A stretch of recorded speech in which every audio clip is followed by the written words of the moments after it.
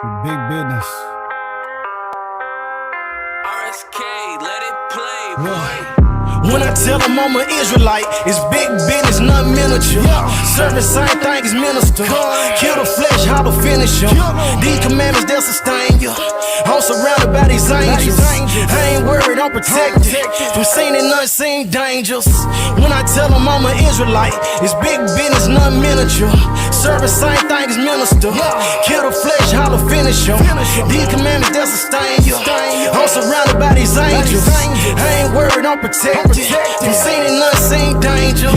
I wake up and say me a prayer. Brush my teeth, babe, then I throw on some threads. Wash my face, grab a cup, pour me some yum. Put on my backpack, then I'm off to the bread. I eat these devils for breakfast, gotta be careful. Whole lot of blood being shed in the streets. World is so wicked, I weep for the living. I drop a free cheer for the dead. All my white friends in my pocket, or either they loading onto this black card that I swipe. Say every time that I drop it, the verse be hitting more harder than problems of life. Rich, I collected 2 pennies from every person that willingly gave me advice. Being afraid can't exist in my spirit. I'm fearing no man but the Father in Christ. I put in work with the brothers. We stood on them corners from 10 to like 9 to some night, teaching our people the gospel, equipped with a camera, some posters, some speakers, and mic. Every time that I see mama, she telling me, son, you gotta walk in the light. Christ, the bread of heaven, keep feeding my spirit, and I wanna low, not a slide. When I tell them I'm an Israelite, it's big business, not miniature. Serving same thing as minister. Kill the flesh, how to finish them. These commandments, they'll sustain you. I'm surrounded by these angels. I ain't worried, I'm protected from seen and unseen dangers. When I tell them I'm an Israelite, it's big business, not miniature. Serving same thing as minister. Kill the flesh, how to finish them. These commandments, they'll sustain you. I'm surrounded by these angels. I ain't worried, I'm protected from seen and unseen dangers. When I tell you I'm an Israelite, tribe of Judah, don't you take it personal. Bleed the blood on these demons, we purging them. Don't entertain Jezebels, we be curving them. Ayy, I got a ribbon, she virtuous. In person, this blue life ain't virtual. I can't forget when I heard the truth. I got cut with that word, it got surgical. Conviction can lead to repentance. I pray these verses encourage you. We repented, now we on the vertical. Judah rising, see Isaiah 32. Big business, nothing minuscule. I picked up that pen back in middle school. Guard your light and take heed who you listen to. Watch your mouth and your ears and your vision too. Hashatan and Shalkani won't finish you. In Mortal Kombat, this war is not physical. Gird your loins up and follow the general. Messiah is coming, that's scriptural. You gotta starve your flesh. The real war ain't even started yet. This look like a setup for a second exodus. I'm trying to be where the water at. Let's get it. When I tell them I'm an Israelite, it's big business, not miniature. Serving same thing as minister. Kill the flesh, how to finish them. These commandments, they'll sustain you. I'm surrounded by these angels. I ain't worried, I'm protected from seen and unseen dangers. When I tell them I'm an Israelite, it's big business, not miniature. Serving same thing as minister. Kill the flesh, how to finish them. These commandments, they'll sustain you. I'm surrounded by these angels. I ain't worried, I'm protected from seen and unseen dangers.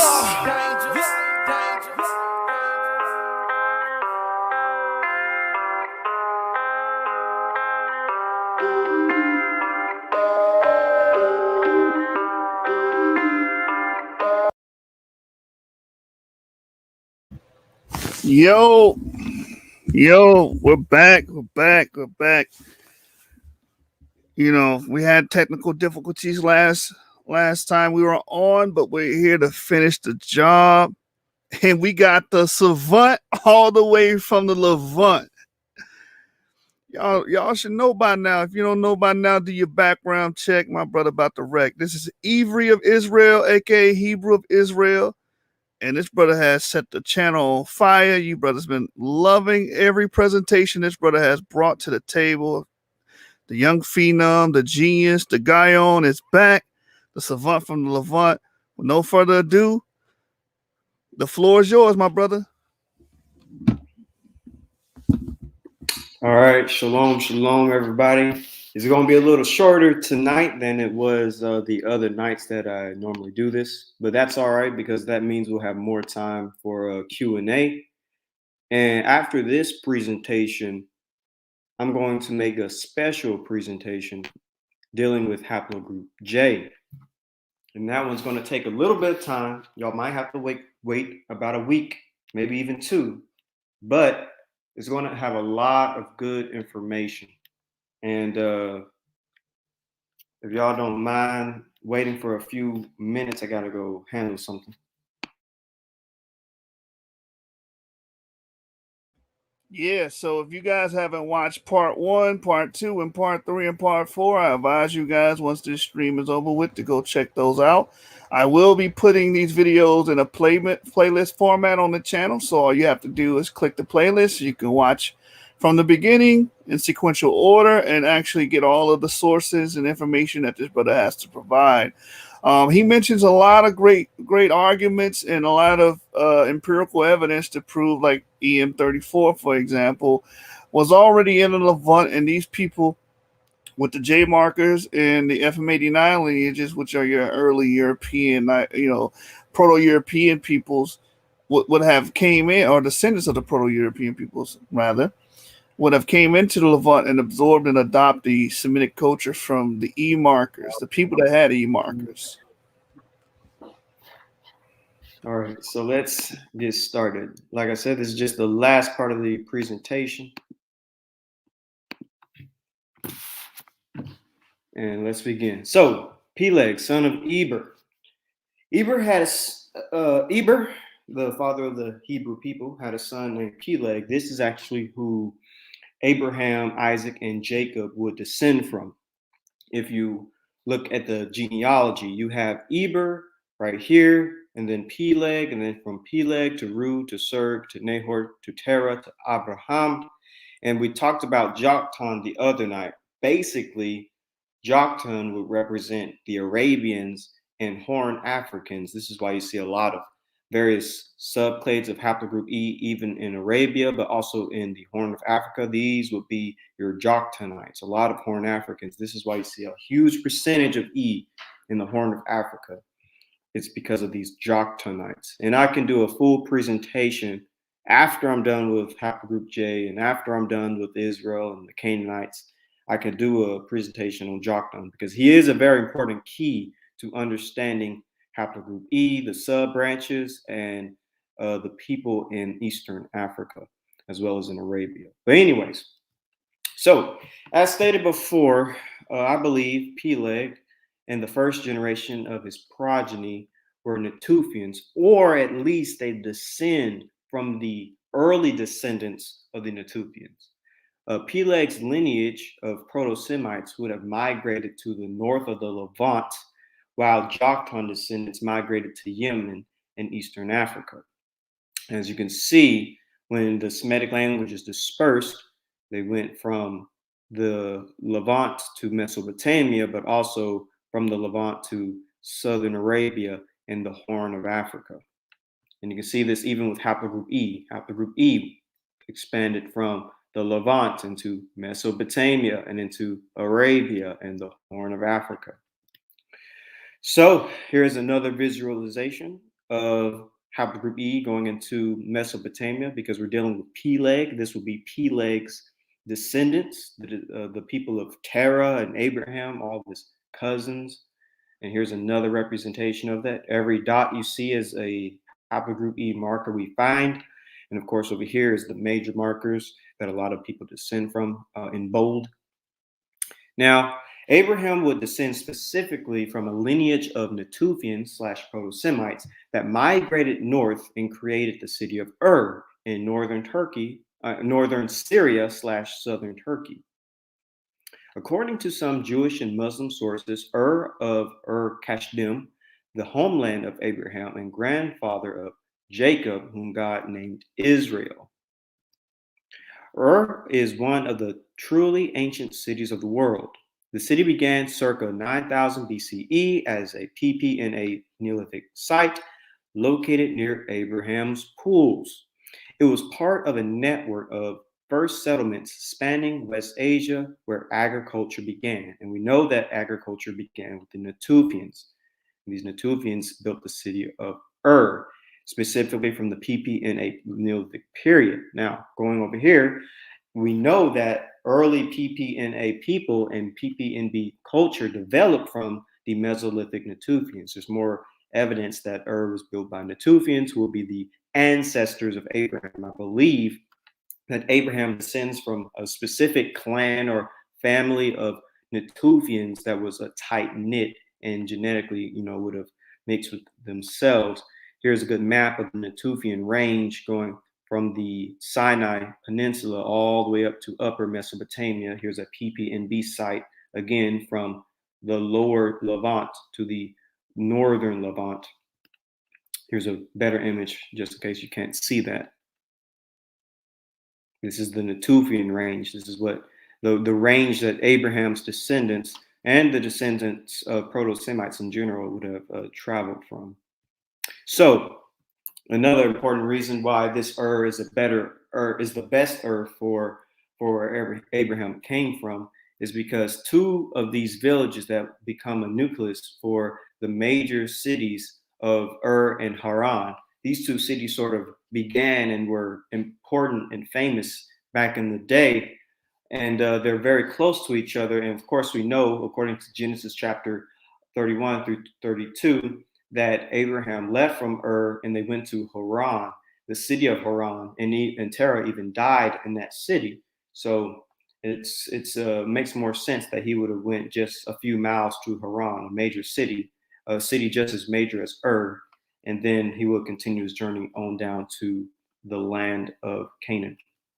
So because Abraham would likely descend from PPNA and PPNB Natufians, there is reason to believe he would have had haplogroup E, considering that the culture is linked with the Natufians, the and Natufian sites. For instance, the Urfa man resembles both carvings at nearby Gillespie Tupbi and statues found at Enet Gazelle. So in Enet Gazelle, that's near the Jordan, the modern day country of the Jordan.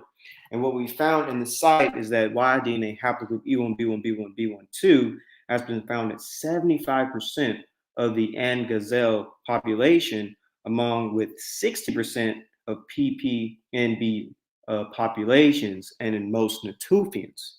So there goes your haplogroup E connection between Natufians, and that whole region. So now looking at the route that Abraham would have traveled from to Haran to Canaan, this is again the same type of route that the Natufians often traveled. So it's very significant. It's very interesting. So also the reason why it's likely that Abraham descended from Natufians is because they are the ancestors of Semites. Again, this book is from In the Hot Pursuit of Language and Prehistory. This paper makes an additional inference since there is archaeological and physical anthropological reason to believe that Natufians were related to modern Semitic speaking peoples of the Levant, like Abraham, Isaac, and Jacob. This is from Paleolithic DNA from the Caucasus reveals core of West Eurasian ancestry. Such a scenario will also explain the presence of Y chromosome E in the Natufians and Levantine farmers, a common link between the Levant and Africa. So the Y DNA haplogroup of Abraham, which would include Isaac and Jacob, is likely haplogroup E. The maternal haplogroup of the matriarchs, in my opinion, could be mtDNA haplogroup L. Again, we find haplogroup L2A in ancient Syria, specifically in the pre-pottery Neolithic time period. And we found that even women in Tanzania during that time frame had Levantine ancestry. Admixture clustering analysis further indicate that the individual bore significant ancestry from ancient Levant, confirming ancestral ties between the markers of the Savannah pastoral Neolithic and the pre-pottery Neolithic. With that being said, what could the early patriarchs and matriarchs look like? We dealt with genetics. Now, what is their phenotype? According to various Hebrew, Muslim, Persian, and Christian sources, etc., Shem and his descendants were both described as being very dark-skinned. For instance, from Pekri D. Rabbi Eliezer, he says, he blessed Shem and his sons black but comely, and he gave them the inhabitable earth. Again, from a Muslim writer, Tabari, he says, the children of Sam or Shem settled in the center of the earth, which is between Sadatama and the sea, and between Yemen and Syria. Allah made the prophets from them, revealed the books to them, made them beautiful, gave them a black complexion, luminous and free of blemish. This is from the Persian historian Tabari. Born to Noah were Shem, whose descendants' colors are a black complexion with a lightish brown undertone and a dark blackish brown. This is from Ibn Abbas, a famous Arabic scholar who said, Allah made the descendants of Sam or Shem and the descendants of Ham black-skinned. And this is from the Christian writer Habakkuk, Shem, the land of the Browns. So specifically, where Abraham was from, which was, of course, northern Syria and southern Turkey, there was Semitic populations there described by the Greeks as being very dark-skinned.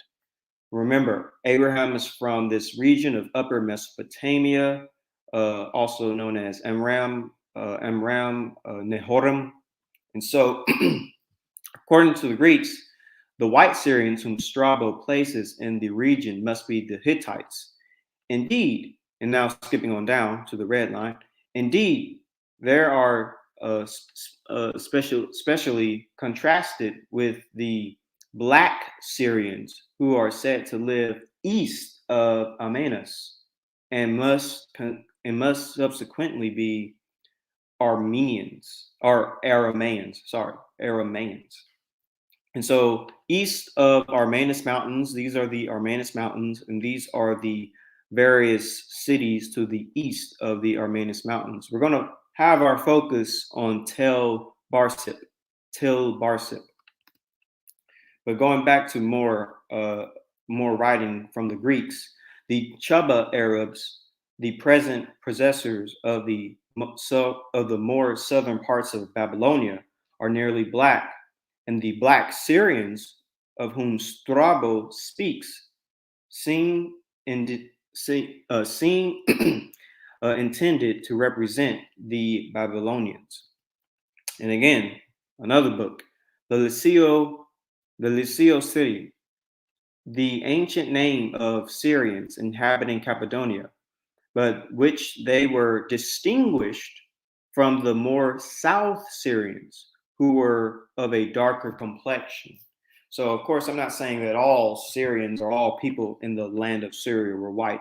There's definitely a distinction between Syrians of a more southern, darker complexion versus Syrians of a more lighter complexion. And I believe Abraham comes from the darker complected Syrians.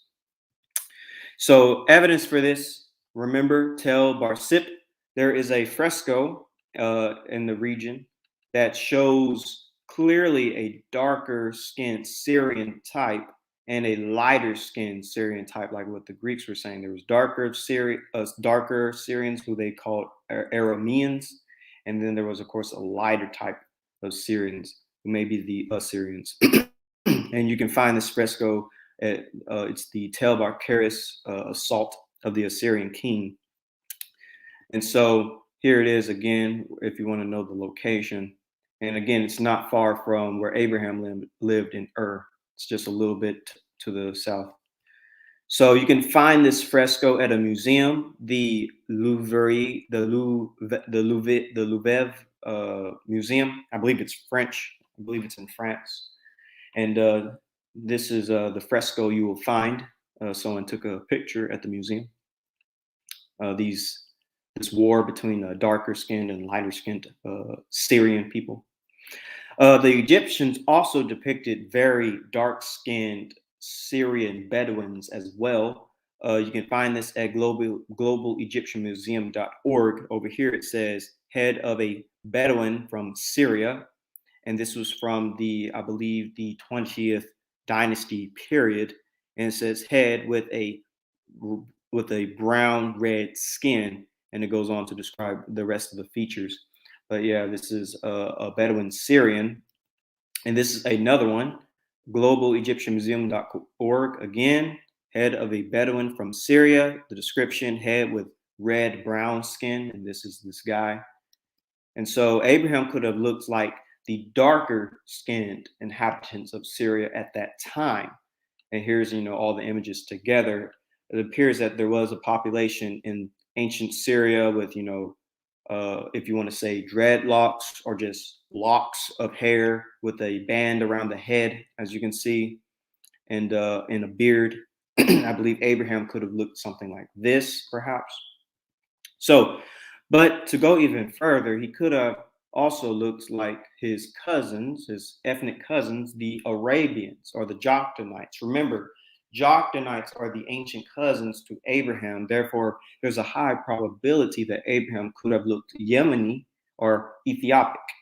Remember, Peleg and Joktan are brothers. Their ancestor is Eber.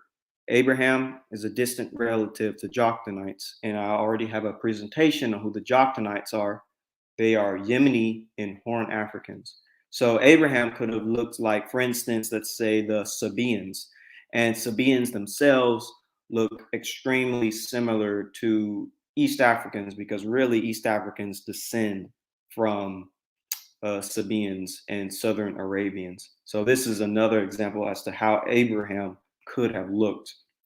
Therefore, when we look at the murals of Syria and Mari, again, let's go back to Syria, they also depict very dark-skinned Syrians as well. For instance, if you remember from I believe this was from my second presentation, I showed you the inhabitants of Mari. Again, Mari was a Semitic civilization in Syria, and they again depicted very dark-skinned looking individuals. Furthermore, we know that Abraham was a descendant of the Natufians. Semites, Natufians are the ancestors of Semites. So again, Abraham could have also looked like a Natufian. And Natufians, the description is in the late Paleocene, Natufian sample from Israel is the source from which that Neolithic spread was derived. Then there was clearly a sub-Saharan African element present of almost equal importance to the late prehistoric Eurasian element. So Abraham could have also looked like a Natufian. He just would have, had a beard. And here's, of course, what I believe a very good representation of a modern Natufian is common. I mean, just looking at the features, he looks sort of like him. But anyways, combining all this information together, I would say that the early patriarchs and the matriarchs could have been, very dark-skinned with a brown complexion. Their hair could have been curly to thick, and overall, their features would have been something in between a Natufian and a Yemeni person. So here's all the information together. Abraham sort of would have looked like these types of people is what I'm sort of getting at when it comes to the whole phenotype thing. I'll let y'all take a look at that for a second. Basically, brown skin, black hair, kind of, wavy, I guess. But anyways, combining all this information together, I would say that the early patriarchs and matriarchs could have carried Y DNA haplogroup E, and personally for me, mtDNA haplogroup L. Again, when you put all the information together, the ancestors of Semites are the Natufians. Natufians carried haplogroup E, and Proto-Semites expanded haplogroup E during the late Copper Age to the early Bronze Age. All the papers connect when you put them together. And this would have been Abraham, his ancestors, and his descendants. And again, with haplogroup L2A. I only say that the matriarchs could have had haplogroup L2A because of Azurad, the Hamitic Cushitic African wife of Eber. And Eber is the father of the Hebrew people. Azurad would be the mother of the Hebrew women. So a final important factor that I like to add is that if the Book of Jubilees is correct, then Eber marrying and having Peleg and Joktan with Azurad, his Hamitic wife, Does this prove that the lineage of Abraham, Isaac, and Jacob, including the Israelites, has African DNA? And it would. If you take the Book of Jubilees to be true, which I do, I believe that the Israelites before Abraham, Isaac, and Jacob definitely had African or Hamitic blood, and that this is the start, Eber and Azurad, this is the start of a common link between Shem and Ham. Eber, father of the Hebrew people, gets with a Cushite, Azurad, from the daughter of Nimrod, granddaughter of Cush, granddaughter of Ham. This African DNA, this African influence into Shem begins with Eber, and thus all the descendants from Peleg to Abraham to Israel already would have had African admixture. And there's definitely a link between Shem and Ham very early before the birth of Abraham. As Jubilees 8, chapter 8, verse 9 through 11 says, Eber, and he took unto himself a wife, and her name was Azurat, the daughter of Nimrod. She bare to him a son, and called his name Peleg. Remember, Peleg is the ancestor of Abraham. And remember, Azurat is a Hamitic Cushite. So, and again, this ties together with what we know about early haplogroup E and mitochondrial L people and mixing with one another. This book says, one language family is clearly linked to the spread of farming from the Near East, the Afroasiatic family, including ancient Egyptian and other languages that appear in early written records, such as Akkadian, which is Semitic, in Mesopotamia. There is a genetic hint of arrivals from Africa, which could be Azurat. The African mtDNA haplogroup L2A has been found at the farming settlement of Tel Halel in Syria at a pre-pottery level. Y DNA E1B1B1 across both the north and south coast of the Mediterranean is a clue that it was the male partner of L2A1. Then the subclade of E1B1B helped to spread farming across the Mediterranean, where most of the Bible takes place. And again, another paper goes into the fact of Africans and Semites mixing. It says Saharan people, which is where I believe Azurat would be, Saharan people would have met and mixed with the descendants of Southwest Asian Neolithic populations, who I believe Eber is, which is a Natufian, responsible for the introduction of Southwest Asian agriculture tradition into the Nile Valley about 1,500 years ago. The resulting amalgam was later to develop into one of the most remarkable civilizations in the ancient world, a true synthesis of the Oriental, the Semitic, and the African, the Hamitic. Again, in ancient times, in archaeology and in biology, we're able to see that there was mixing between Asiatics and Africans. This is Eber and Azurad, in my opinion. And again, just as Christopher Ehret says, after all, the early Semites were just a few Africans arriving to find a lot of people already in the area.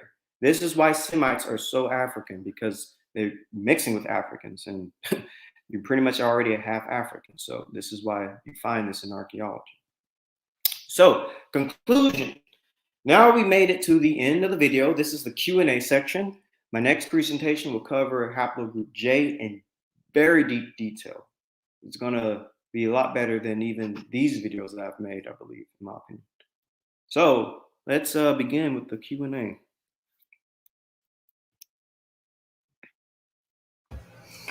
All right, anybody in the audience, if you have any questions, it's time to pose the questions. This is actually a continuation of part 4 because we were unable to, complete that one. So if you guys have any questions, it's time to pose them. Ivri, do you want to give the people a quick buffer and a refresher on what was actually covered 2 nights ago? In part 4. Yes, I can do that.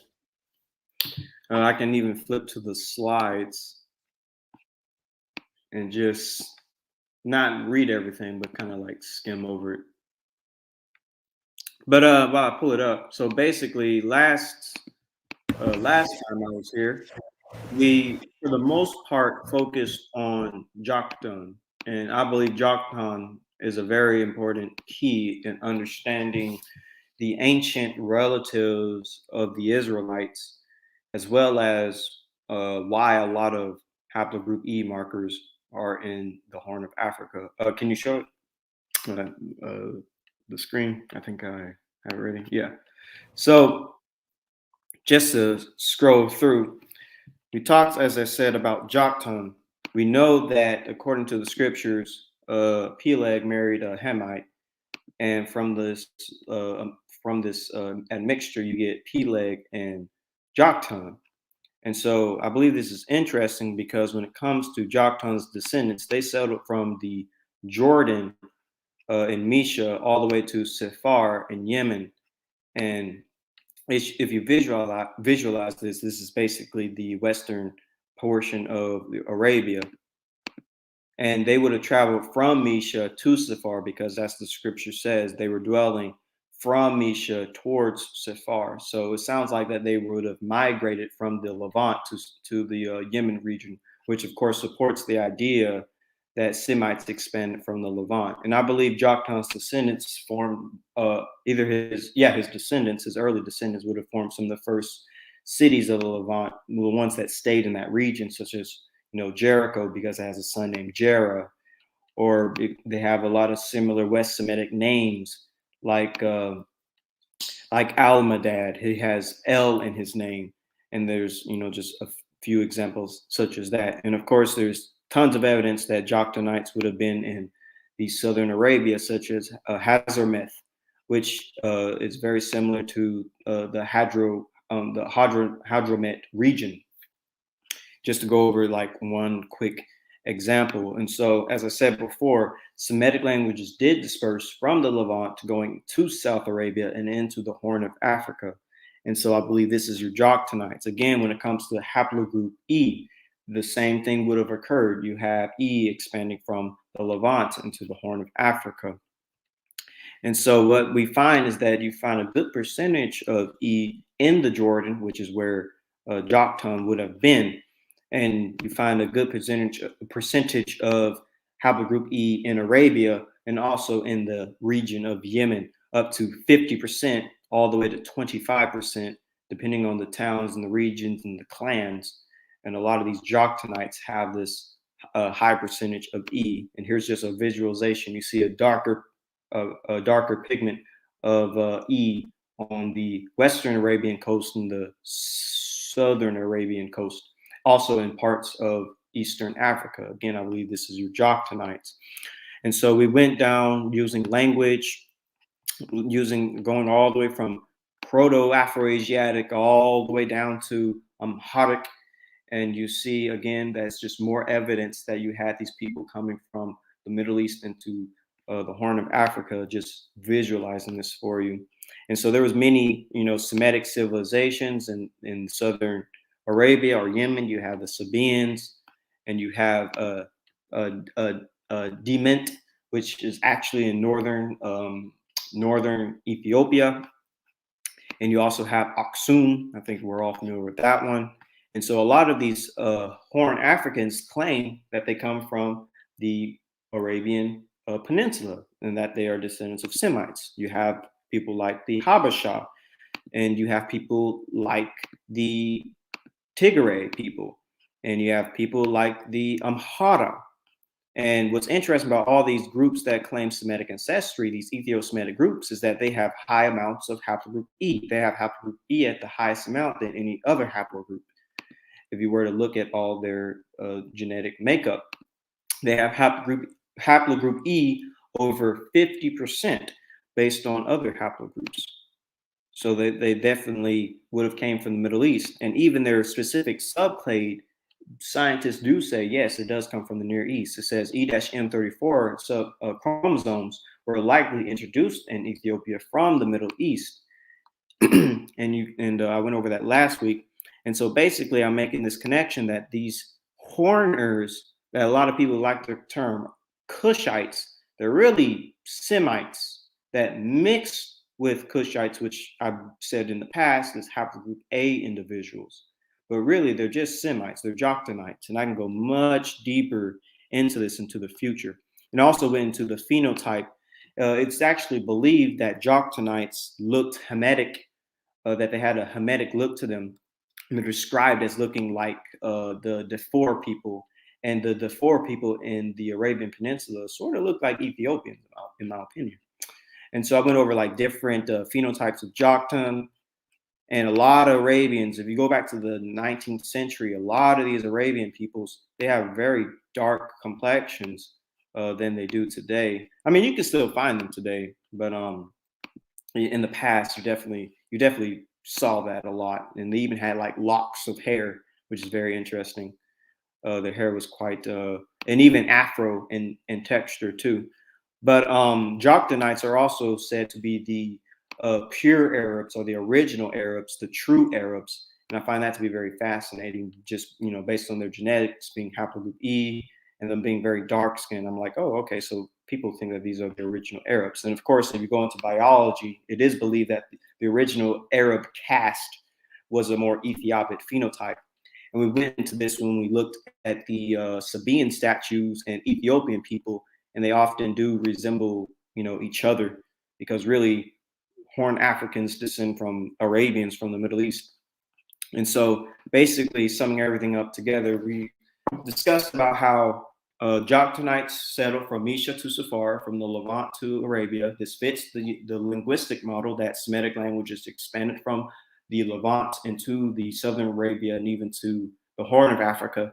And this also fits with haplogroup E coming from the Middle East into the Horn of Africa. And these early peoples of the Arabian Peninsula are described as being Joktonites according to Arab tradition.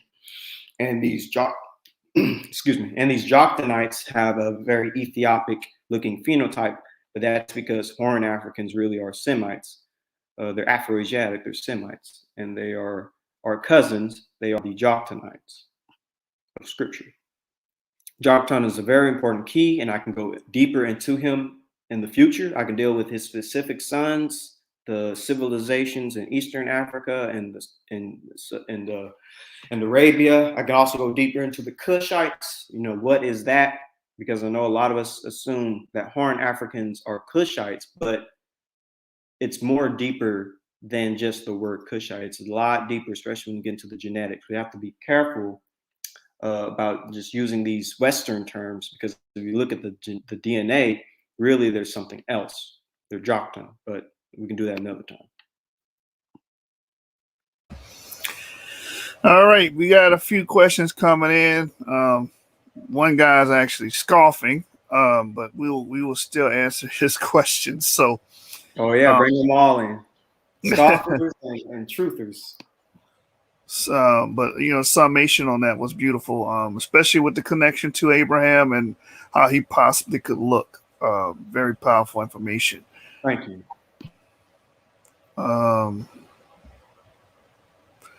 Dasharab. Just so no such thing as Semites until Africans got to Arabia, Levantine area. That's his question.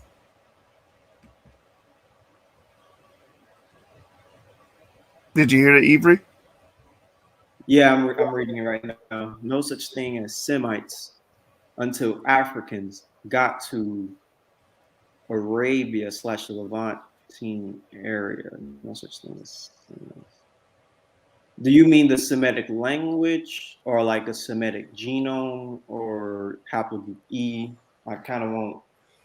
Yeah, I think he's conflating the idea of language and ethnicity together. I think that's what he's doing. Yeah, because depending on even what model you choose on the origins of Afro-Asiatic, Proto-Semites could have came from the Horn of Africa. They could have came from Yemen. They could have came from North Africa. A lot of people like that theory, like Amir and Ghozi, which means Semites would have existed in Africa, before entering the Levant. But to answer your question, I guess it sort of depends on which model you use for the origin of Afro-Asiatic. and for the origin of Semites. Like I said, my model, my personal belief is that Semites originate from the Tufians from the Levant. But if you want, Semites could originate from North Africa. So, it just depends on your worldview, your model, to answer that question. Kind of hoping I answered it. How do you combat the idea that Sumerians were white? Ooh, I can explain that question when we discuss haplogroup J. I'll answer that question then, because y'all not going to like my answer on who the Sumerians are. But by the end of it, I think you will be satisfied. But just know this: Sumerians did not speak a Semitic language. Sumerians spoke a non-Semitic language and a non-Indo-European languages. So if you kind of want to know what the Sumerians are, just start looking at some languages that aren't Semitic and that aren't Indo-European. But those guys were not Semites. And I don't agree that people think that Abraham was a Sumerian, because he wasn't. But anyways, Semitic is a young branch of Afro-Asiatic. Ain't Semitic supposed to be the oldest? So Semitic technically is, in the academic sense, the last branch of Afro-Asiatic. But according to my view personally, I kind of believe that Semitic was the original form of Proto-Afro-Asiatic, and everything else came from Semitic, because Semites were dealing with Africans. That's my view. But for the academic consensus, yes, Semitic is a younger branch. But in my worldview, I believe Semitic was older.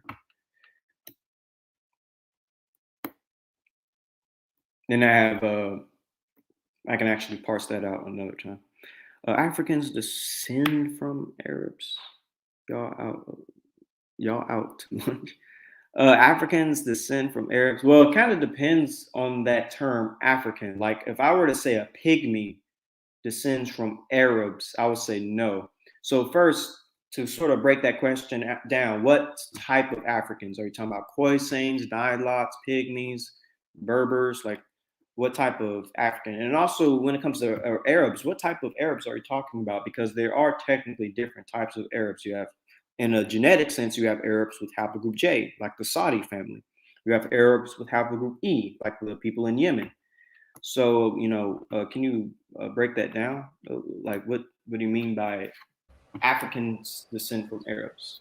I would say no. I think he heard you say something about the early Arab people would have been E markers or something to the effect of that, have been dark skinned, or the original Arabs being dark skinned. So I think he took Okay. offense to that. Yeah. Okay. So yeah, I would say Horners descend from ancient Proto-Arabians, not just Arabs, like not Ishmael, but Jokhtanites, who Joktan was born long before Abraham. So he was born a few generations before Ishmael. I believe Horners specifically descend from Joktan, who's supposed to be the original true Arabian. So I will say that to that question. Hopefully, you follow me.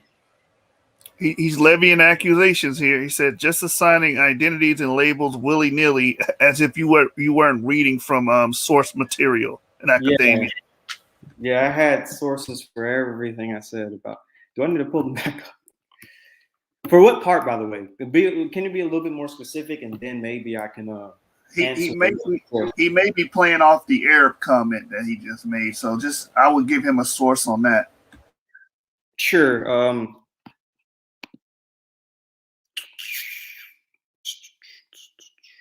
Let me pull up this presentation.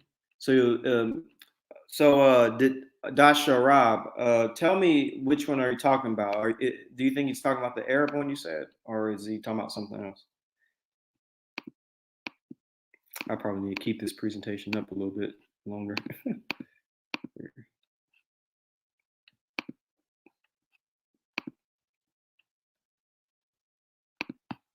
If he's talking about the Arab one,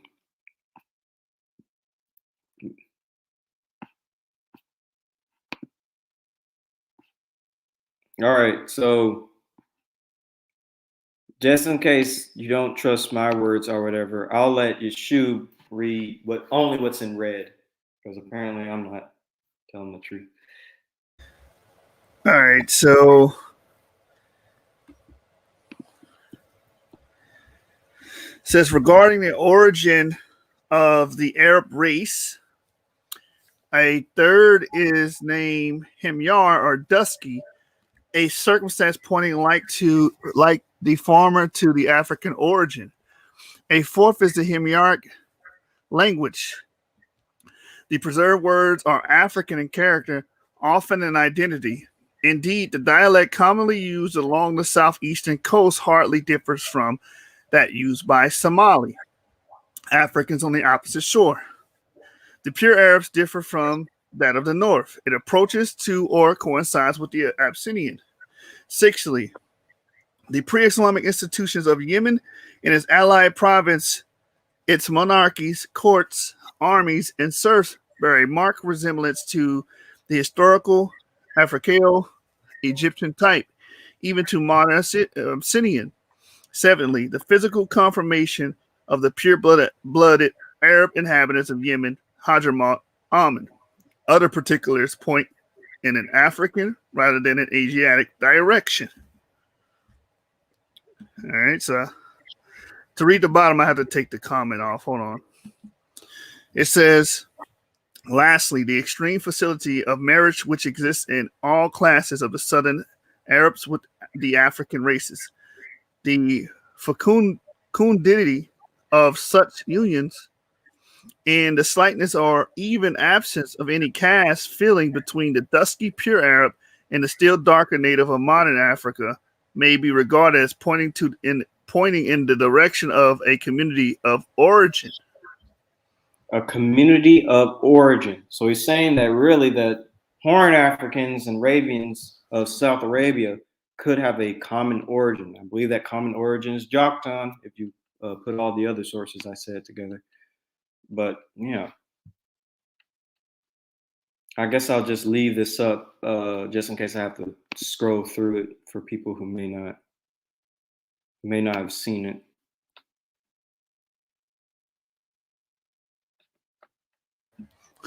Keep it up for the scoffers. Yeah.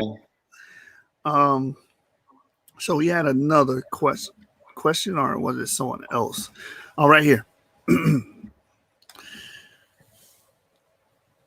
Abraham would have looked exactly like Yemeni Yahudi. Yes, I think we know who this is. Yeah, I know that is. Yitzhak. But yes, that was in my presentation as well when it came to the various phenotypes that Abraham could have had. I definitely had the Sabaean as one of the examples, the Sabaean statues, which look like Yemeni and Ethiopic people.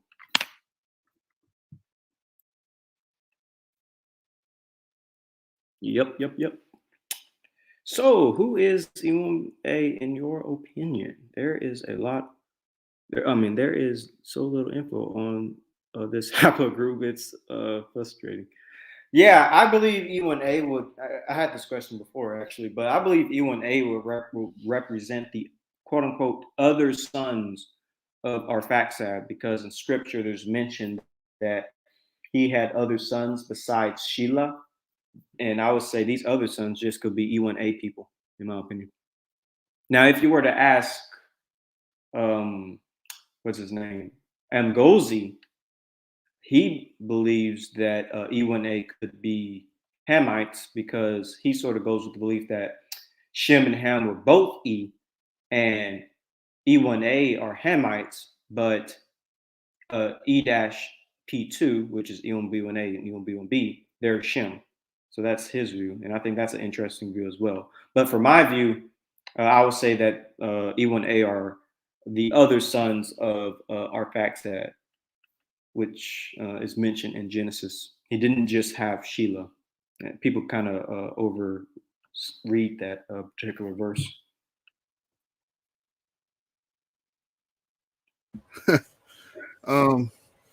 Dasharab. That's more of a statement than a question. Yeah, I don't think I'm always talking about foreigners. I think I'm always talking about foreigners. But yeah, I don't think I'm always talking about foreigners. I think I'm always talking about foreigners. Yeah, I don't think I'm always talking about foreigners. I think I'm always talking about foreigners. Yeah, I don't think I'm always talking about foreigners. I think I'm always talking about foreigners. Yeah, I don't think I'm always talking about foreigners. I think to the last time I was here, I'll admit I did, but for the most part, I feel like I talked more about the Natufians than the Horners, if I'm talking about any group.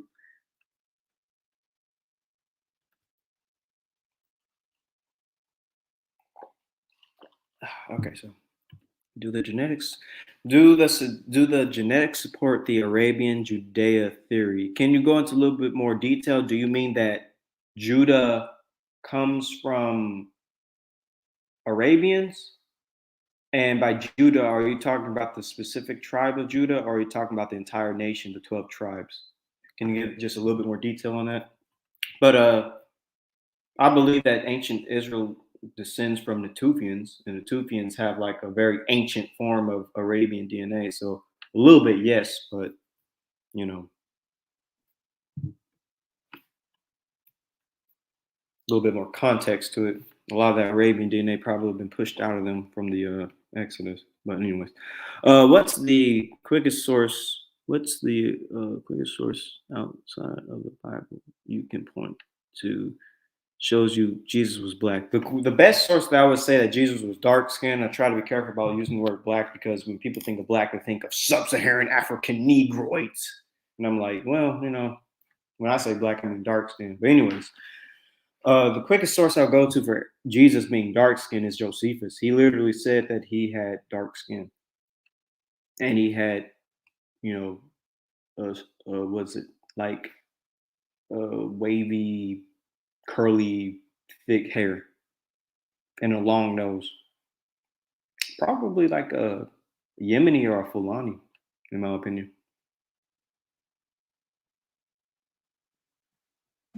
You're gonna like this next one, brother. You're Oh, gonna like yeah. All right. this. You ready? You brace yourself. Yep.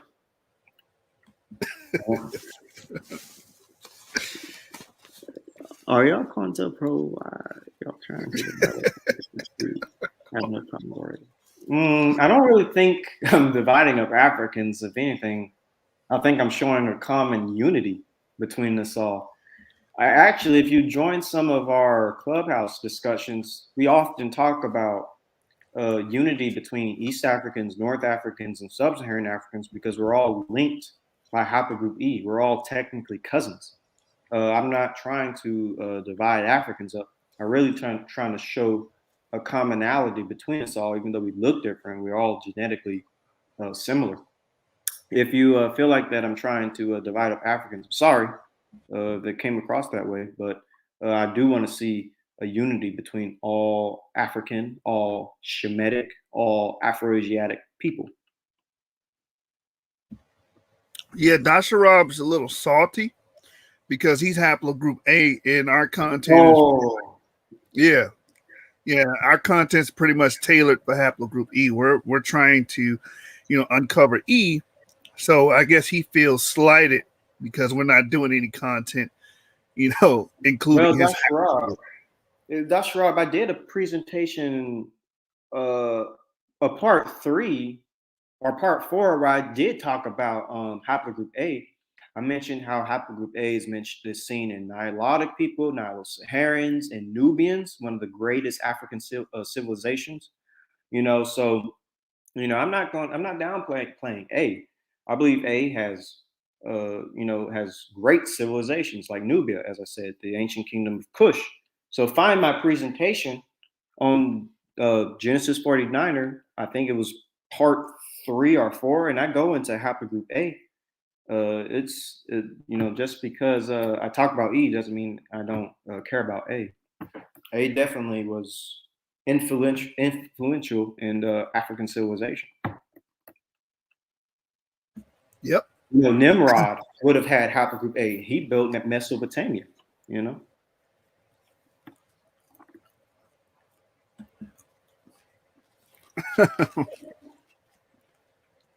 I guess just like Chemo said, since you're telling the truth, you're COINTELPRO. Yeah, that's what. Yeah. Trust me, if I was COINTELPRO, I would not be doing those YouTube videos. I mean, did you get your check from the government yet? Since you're COINTELPRO, like, Need to talk to Joe Biden about that stimulus.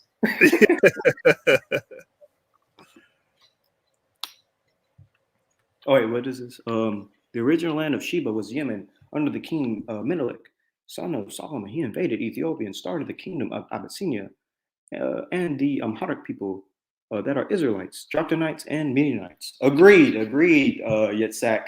I actually went into that last week and did a brief summary over that. But yeah, definitely. See if I can find it. Definitely the Amharic. No, that's Hakkashin. Definitely the Amhara people are of Semitic origin. I went into that. You can watch my last video, which is part 4, and I do sort of go into that. I didn't want to go too deep into Sheba because honestly, an entire presentation would have to be dedicated to that story of the story of King Solomon, Queen Sheba, like all that can be its own video, especially when he sells to Havilah and Ophir. Definitely deserves its entire own presentation. But yeah, I did briefly go into that. So that's in part 4. But you're right. Amharic people are Shemitic. They have Israelites among them. They have Jokthanites among them. And I'm still doing some research to see if they have Midianites among them. Again, my theory is that Midianites are Berbers, but I can go into that another time.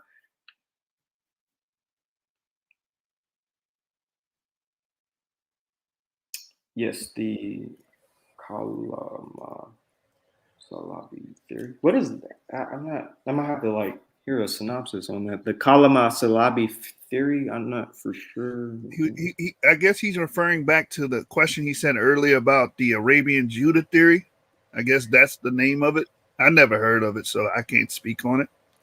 Yeah, me neither, unfortunately. All right, you ready for another one? Are you bracing yourself again? Let me get a sip of water. All right, I'm ready. Shem is older than Ham, but Semite language is a baby. That makes no sense. Actually, I think Japheth is the oldest son of Ham. Son of Noah. I think I remember reading scripture that Japheth is actually the oldest. Can you look that up for me, Yeshua, if you want? Yeah, I got you. I think Japheth is the oldest.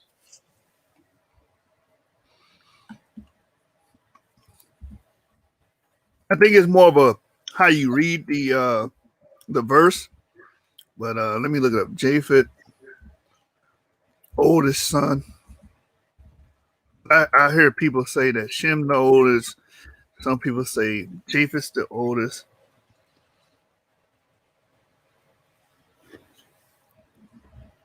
Yeah, but right here, this source is saying that Japheth must have been the oldest.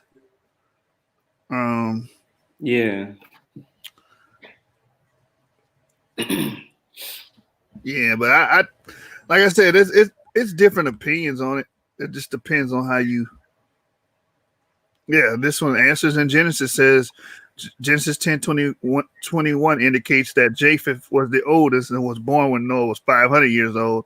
Ham is the youngest. So they got Shem as the middle child. Right. Yeah, so to answer your question, Dr. Rob, really Japheth is the oldest. Shem is the middle child, and Ham is the youngest. Okay. Another thing about that is, do you want to put the link for the StreamYard in the chat? I could, yeah. I mean, you could, yeah. Right. So, links in the chat. So anybody wants to join and have a dialogue with the brother, you can. But he says the Shemite language is a baby or something like that, to that nature. That's him again conflating language groups or modern language groups with biblical people. Yeah, you can't do that. It doesn't work like that. So language phylum and these biblical people are independent of each other. The only way you can do that is if you go with a 6,000 year Earth, because then you can say, well, this language would have originated with this person because it would have popped up at the same time. Like if you want to do it like that, you could. But I think Dasharab, if you believe in an old Earth, then your argument doesn't work. Your argument is more for like a young Earth. All right, we got some people popping in. Shalom, everybody. I'm gonna put you guys in. Just give us a second to get through some of these questions, then you guys can have an open dialogue with Ivory and share your questions. Shalom, brothers. Yeah, shalom, you guys and gals. All right, Yitzhak, we want you on here too, brother. The Himrites. Shalom to y'all. Shalom to y'all. Shalom, brother. Yeah, shalom. The Himrites were Israelites from the tribe of Benjamin that mixed with the Sabaeans, the name Yemen after Benjamin/Benjamin. Interesting, yet sound interesting. You'll definitely have to do a video one day. Dasharab again. Are y'all not aware those labels have caused genocides? Which specific labels, Dasharab?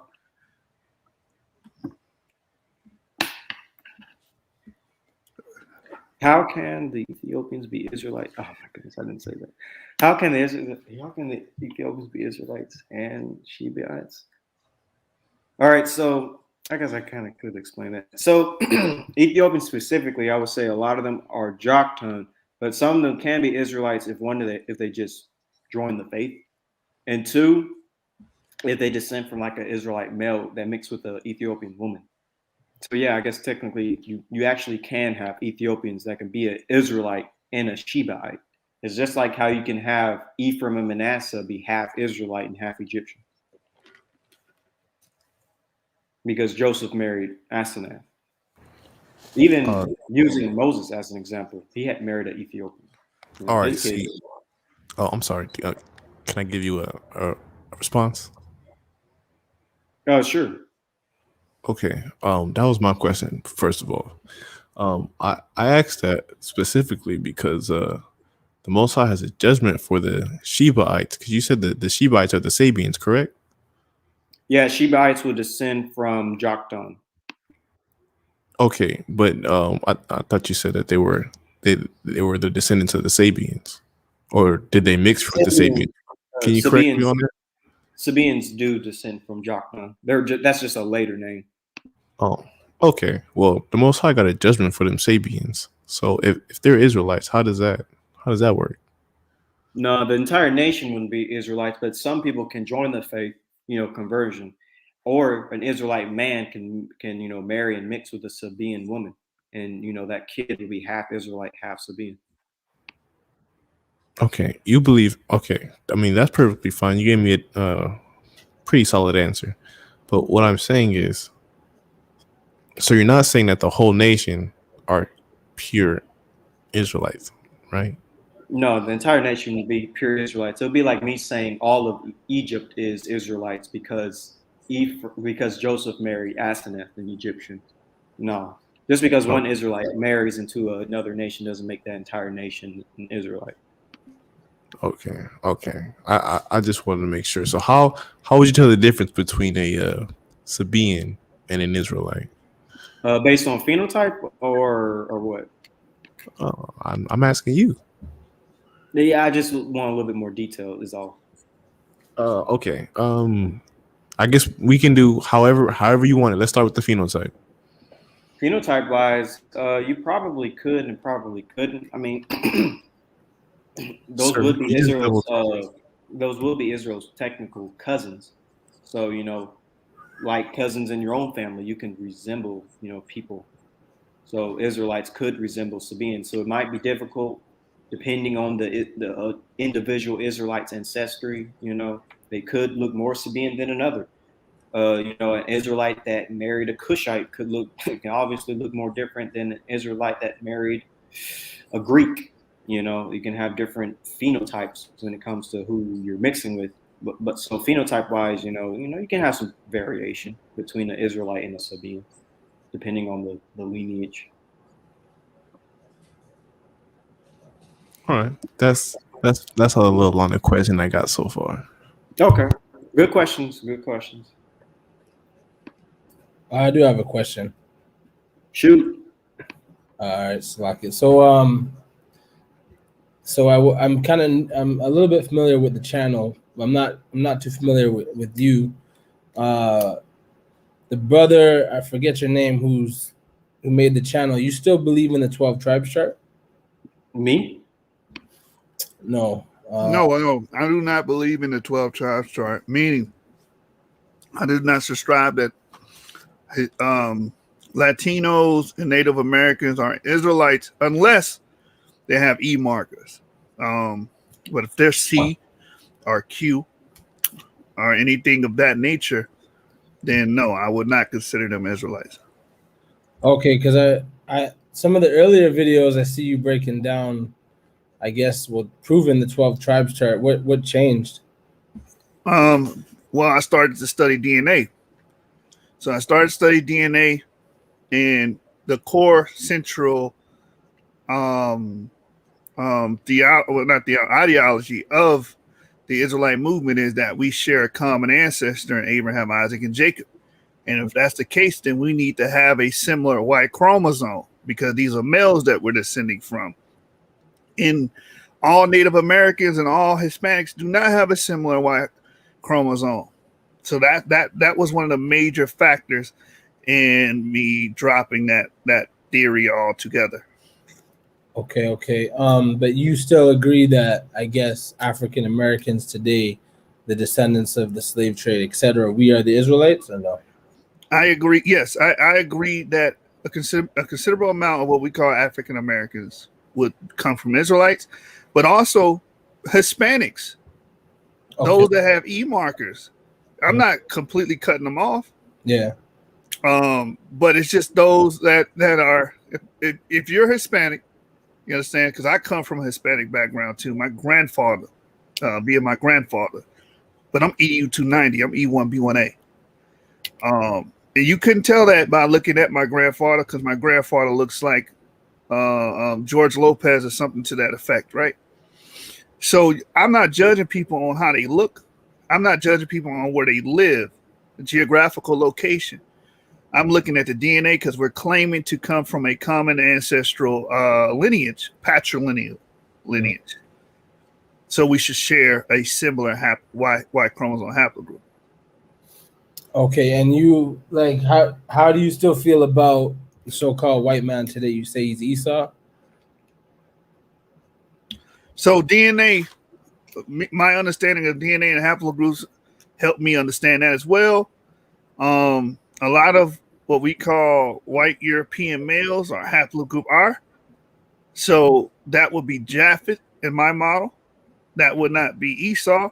But you do have, I believe it's EV12, right? Right, Avery? Or EV13? Yes. EV13.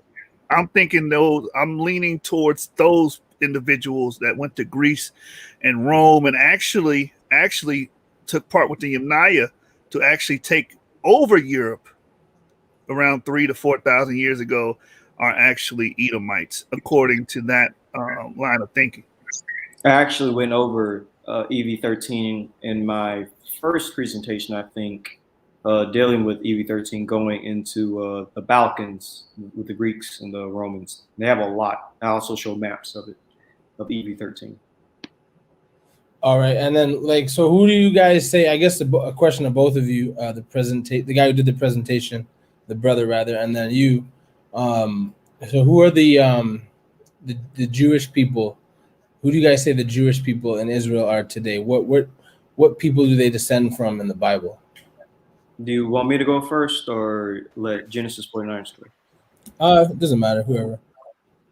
I can take a shot at that. So when it comes to Jewish people, they have a lot of different Y-DNA markers. Some have R, some have G, some have J, some have E, and even some have Q. So when it comes to the Jewish people, through the Y-DNA, it splinters off a lot. And haplogroups like G, J, R, Q, GJRQ, and I, whatever. All those are Japheth Okay. markers.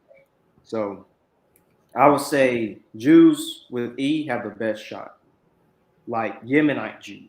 Yemeni Jews have E, and they have the oldest form of Hebrew, and they have a lot of old Hebrew texts and stuff of that nature. And I think you've seen Yemeni Jews and stuff of that nature recently. Like 19th century photos were released of them, and they're very interesting looking people, to say the least.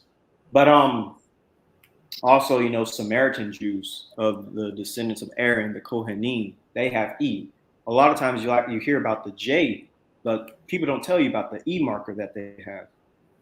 So a lot of Jews have E. People they don't talk about it, they downplay it, but E is the second highest haplogroup among Jewish people.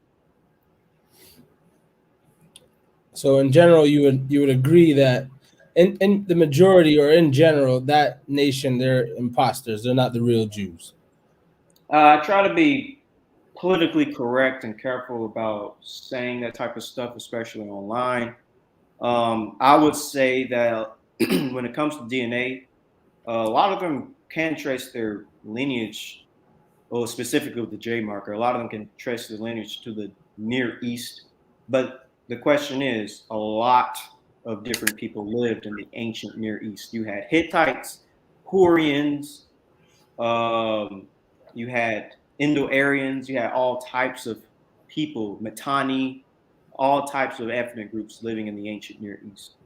And that J marker can belong to any of those ethnic groups. So, and I'll actually deal with haplogroup J on my next presentation. So when it comes to them being like imposters and all that, I just say, their DNA goes back to the Near East. It's just that there was thousands of different ethnic groups living in the Near East, So I guess, because you being politically correct, I'm not really sure if I'm getting a straight answer. Maybe I'm misunderstanding, but maybe Genesis 49ers can help. So, I guess the typical idea is that the real Jews came from transatlantic slave trade, but those ones there, like Christ said, Jerusalem would be trodden down by the Gentiles till the time of the Gentiles be fulfilled. So you don't agree with that?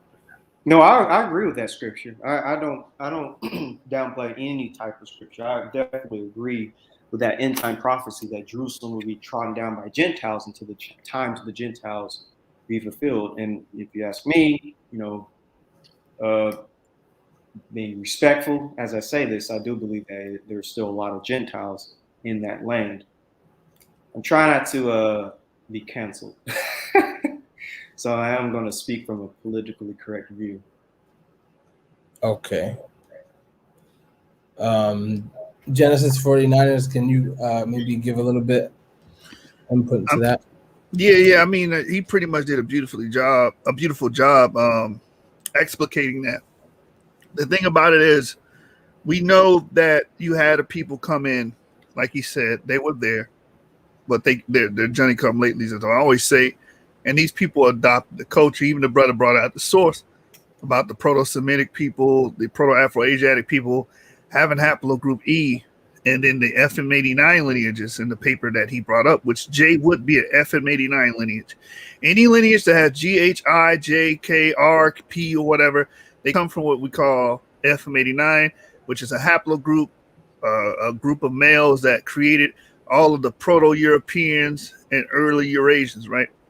So this group would have came in, including J, and started to adopt the original culture of the early Levantine people, the early Semite people, which the brother did an excellent job in all 5 parts of this presentation that he brought forth on the origin of the Semite people, would have all had haplogroup E. So using that information and logical deduction and abductive reasoning, we can all posit that the Israelites would have came from haplogroup E as well.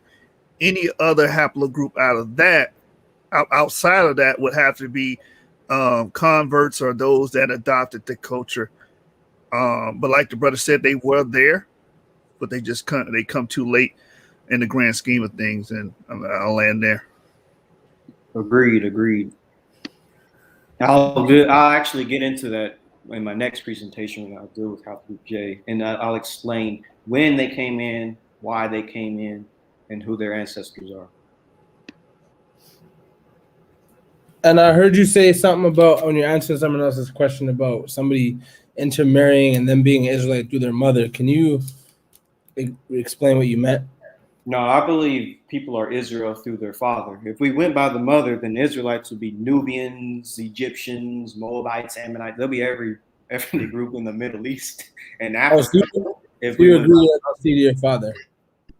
yeah, I believe it's through the. Wait, what? Say that again. You believe the Bible? Let me rephrase. The Bible determines what your nationality is by the seed of the father. Yes, I believe that when it comes to Israel, it's through the seed of the father. After all, they call themselves Israelites. Jacob was named Israel. They call themselves Israelites. The 12 tribes, they're all named after the men who had the name first. You know, Issachar, Asher, Judah. All those are the men. They don't call Yeah. themselves, what? They don't call themselves Rebecca-ites or Sarah-ites or Rachelites or Leah-ites. No, they call themselves by the men name, not the female name. Right. Okay. Good questions, though. Good question.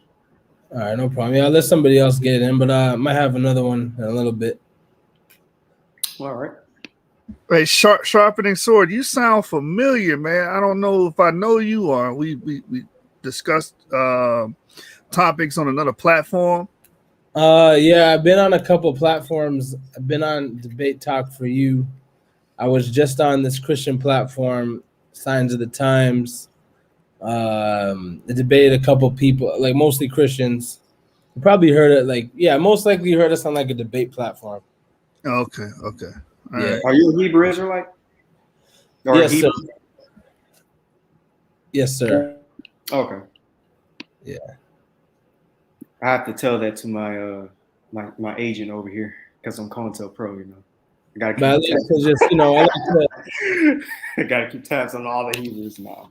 But what I seen you presenting was a little different. So I wanted to just, before I knock it, just hear it out. I don't really go off of the DNA stuff. I don't really not to say it doesn't exist, but when I'm determining who is an Israelite, I kind of lean more towards prophecy of the scripture, history, but mostly what the Bible says. And what you were presenting is a little different. So I just wanted to hear it out.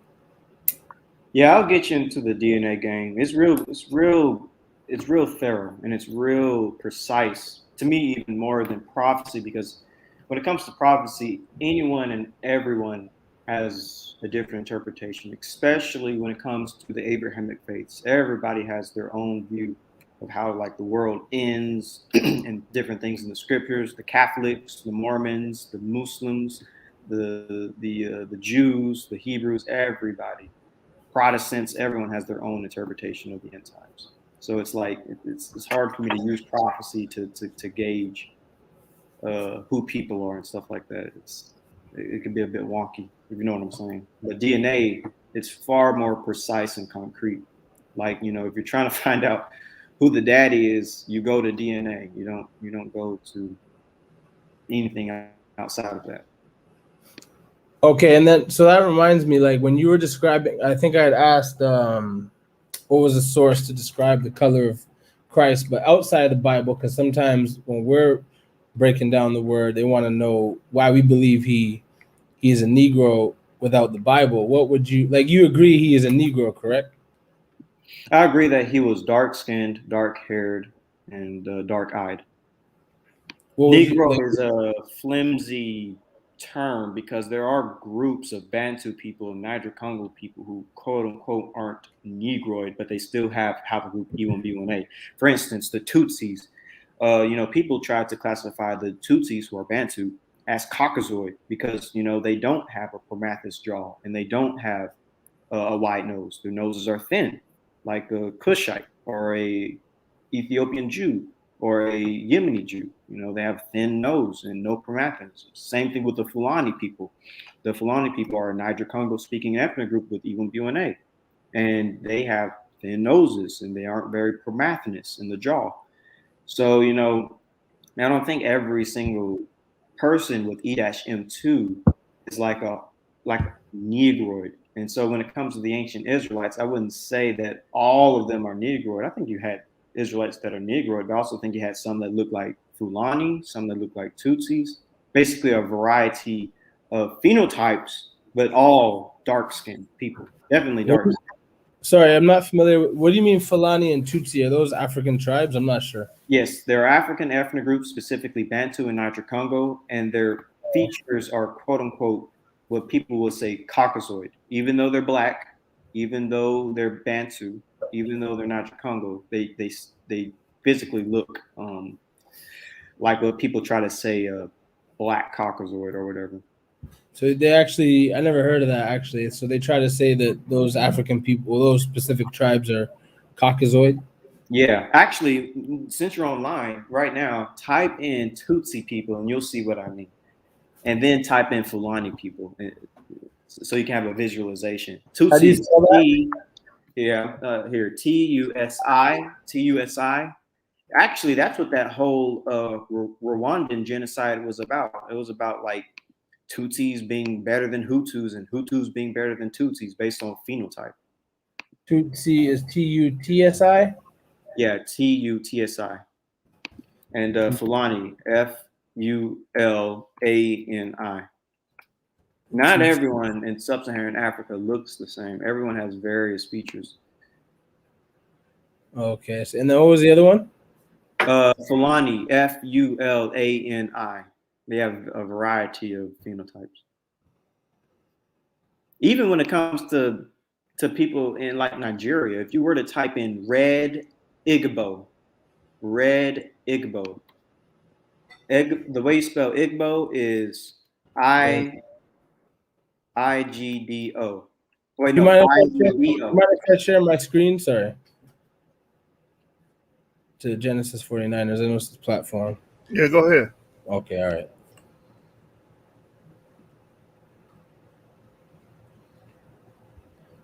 So this is what I found on Red Igbo.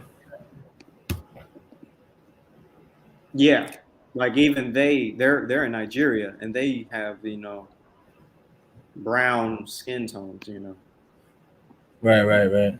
So for the majority, you would say the ancient Israelites look like those three groups of people you just described.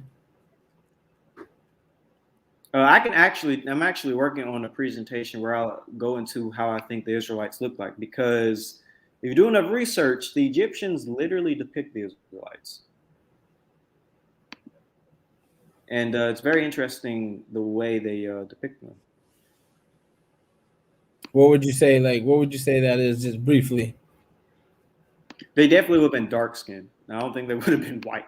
They would have been dark skinned, dark haired, and dark eyed. And they would have had multiple nose sizes. They would have had slim noses to even wide noses. They would have had medium lips to full lips. Some of them would have been chromathinous. Some of them probably been less chromathinous. So I couldn't really just say, like, pinpoint an exact type. I can just give you the skin tones and the things of that nature. Well, is that you right there, or did you mean to show your camera? I can't really see you because the text is in the way, so don't worry.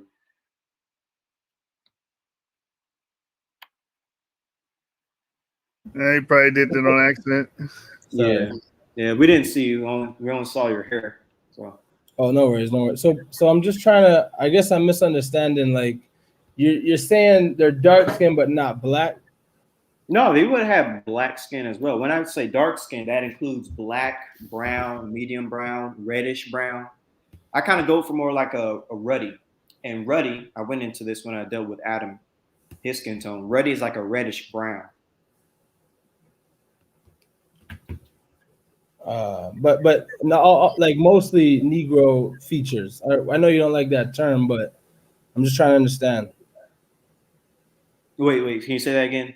Like you would say, the ancient Israelites had what we call today as Negro features, but I think you said you look at it as a little different. Yeah, I'd like to break things down in specifics. So I would say dark skin, medium brown to dark brown, curly hair to woolly hair. Some could have a thinner nose, others can have a wider nose. Some can have a chromatic jaw, others can have a less chromatic jaw. I would do it like that. I would try to be real specific with someone. I wouldn't just flat out say, oh, they're Negroid, oh, they're Caucasoid. I would be like, okay, so I'm going to break this down into X, Y, and Z. Or I'll just show an image of an ancient Israelite. For instance, the guy that I have in my profile picture, this is a Hebrew from the Greco-Roman period. And, how would you describe his features? His hair, I would say his hair looks kind of look like, I would almost say it looks woolly. He's got a big nose. Yeah. Here, let me pull him up for you. Let me go on Google and pull him up.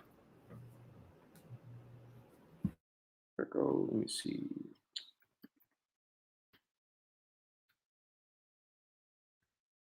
Yeah, if you look at the Tutsi and the Hutu, the Hutu are 80% E1B1A, and the Tutsi are 60% E1B1A.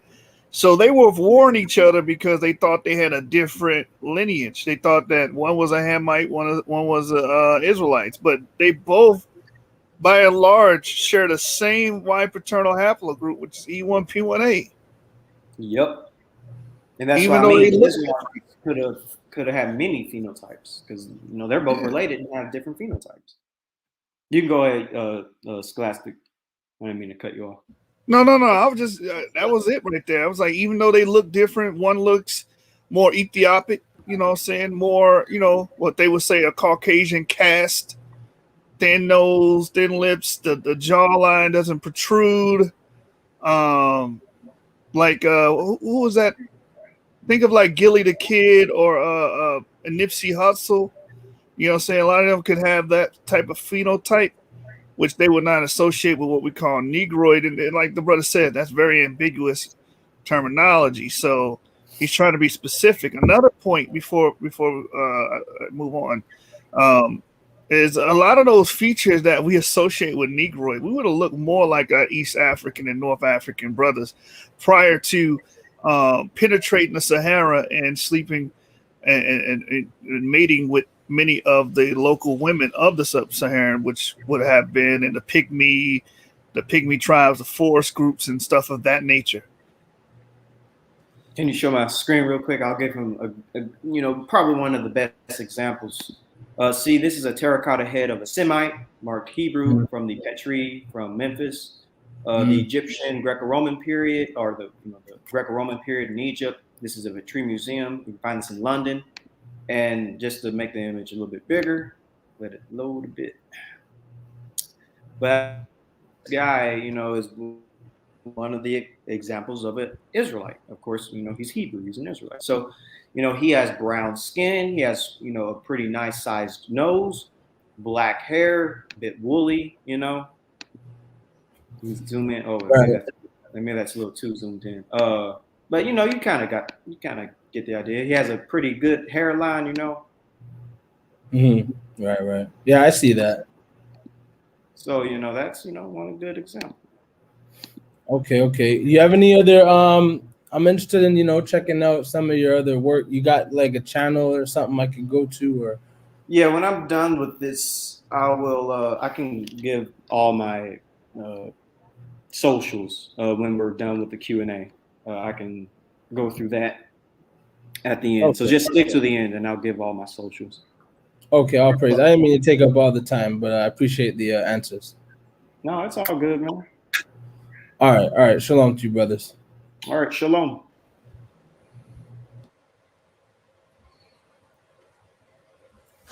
All right, so let me see if we have any other questions.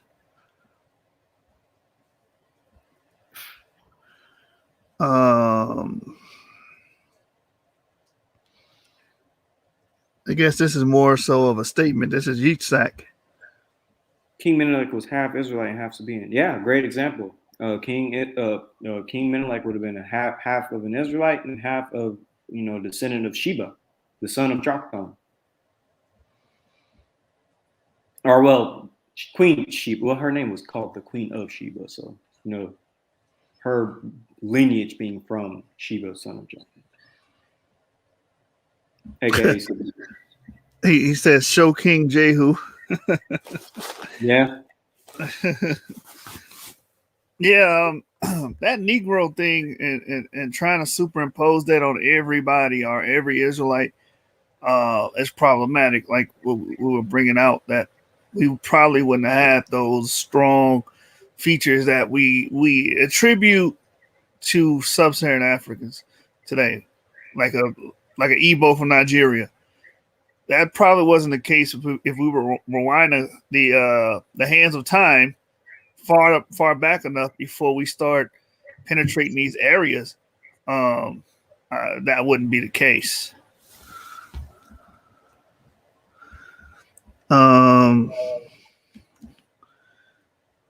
me go to ISOGG 2010.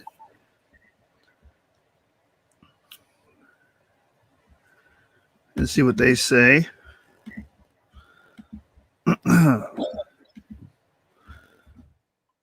So if you go to isogg.org, it's pretty much a website that does all the classification for genetics. If you go to this website and you type in haplogroup E and its subclades 2010, go down to the part where it describes it, and go to the part where it says E1B1A. It says E1B1A is an African lineage that probably expanded from Northern African to Sub-Saharan and Equatorial African with the Bantu agricultural expansion. So they're saying that this is recent, because we know agricultural Bantu expansion only happened around 3,000 to 4,000 years ago. So prior to this, you wouldn't have the admixture of Sub-Saharan African Africoid features within E-M2, like the brother brought out, E1B1A. We didn't get that until this period of time. So just keep that in mind. So brothers that are saying, "Oh, would they have looked Negroid?" Well, you have to remember, we didn't start mixing with these other groups until recently. Like I said, the best example when it came to Abraham, our ancestor, would have been like a Sabaean, which Sabaeans looked Ethiopic. Like when you saw those Sabaean statues, put it right next to an Ethiopian, it looks exactly the same because they're the same people. Abraham, including our ancestors, could have looked something like that. And I had plenty of other examples like Natufians and whatnot. So definitely a variety of phenotypes. Again, Tutsis and Hutus are a good example of variety.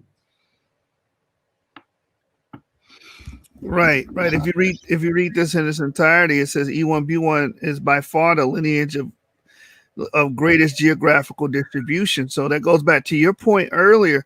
Really, when we're bringing up EP2 and its descendants, we are unifying Africa, because the majority of males in Africa would be descendants of E1B1, that ancient patrilineal ancestor of all of us. Mm-hmm. And once we make that, we draw that commonality between groups, that supersedes geographical location, that supersedes national affiliation, language, and even religion.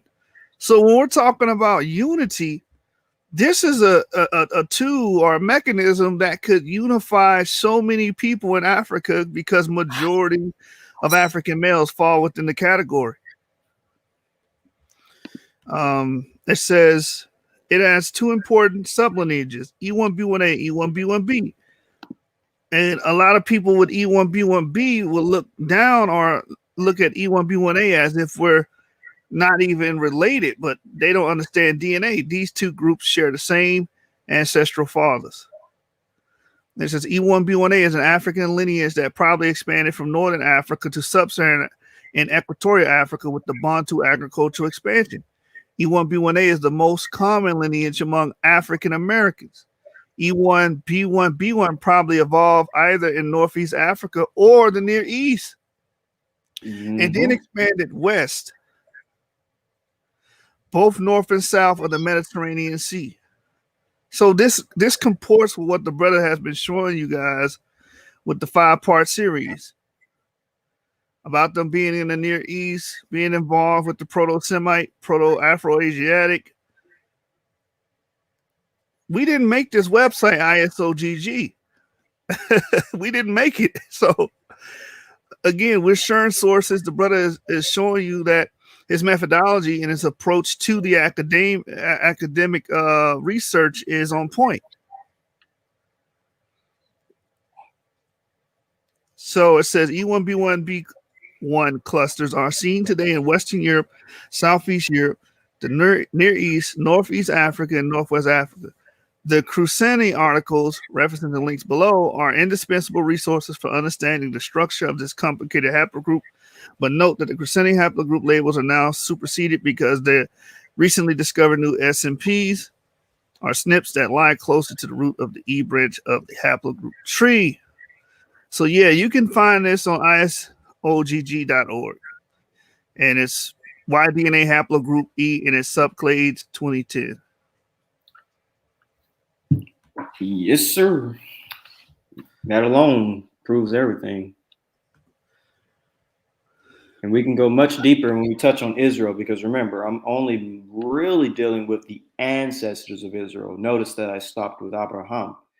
So, when I actually get to Israel, we'll, of course, be getting much more closer to our ancestors, and I can break down how we're connected to the Israelites. That'll be after my Haplogroup J presentation.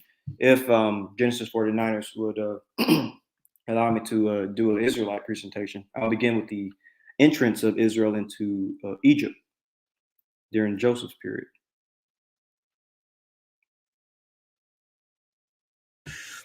All right.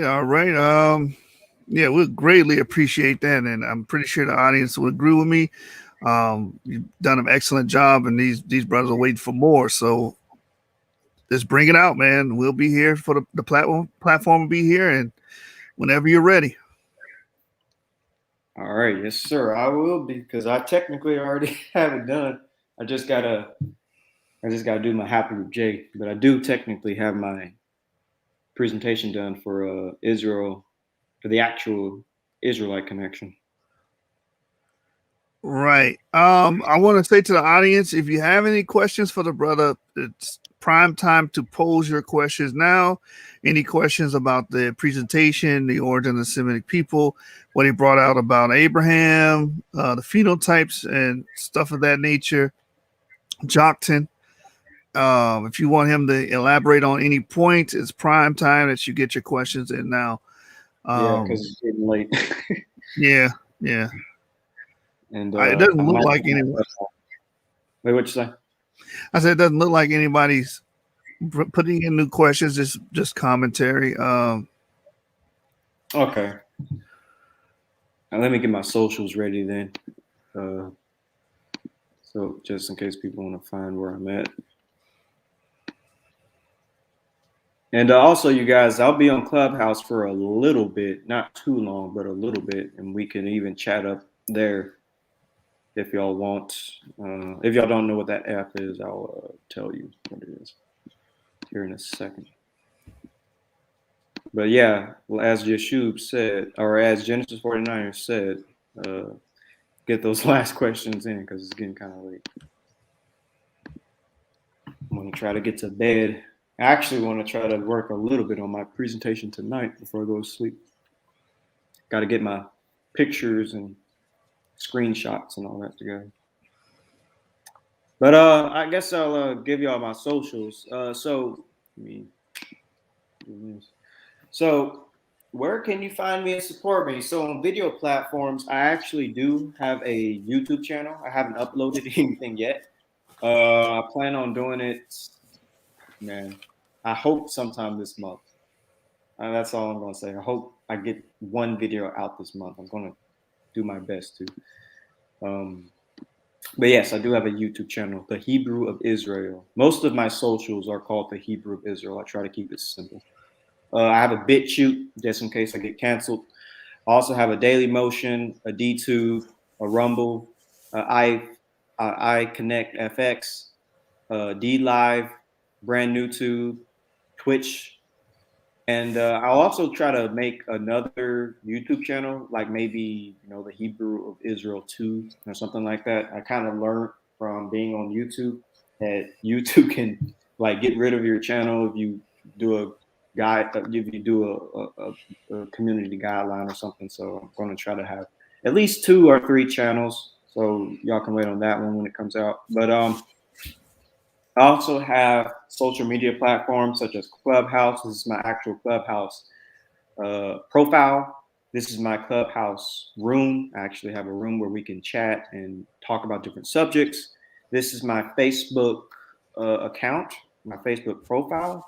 I also have a Facebook page here where I'll also be sharing information.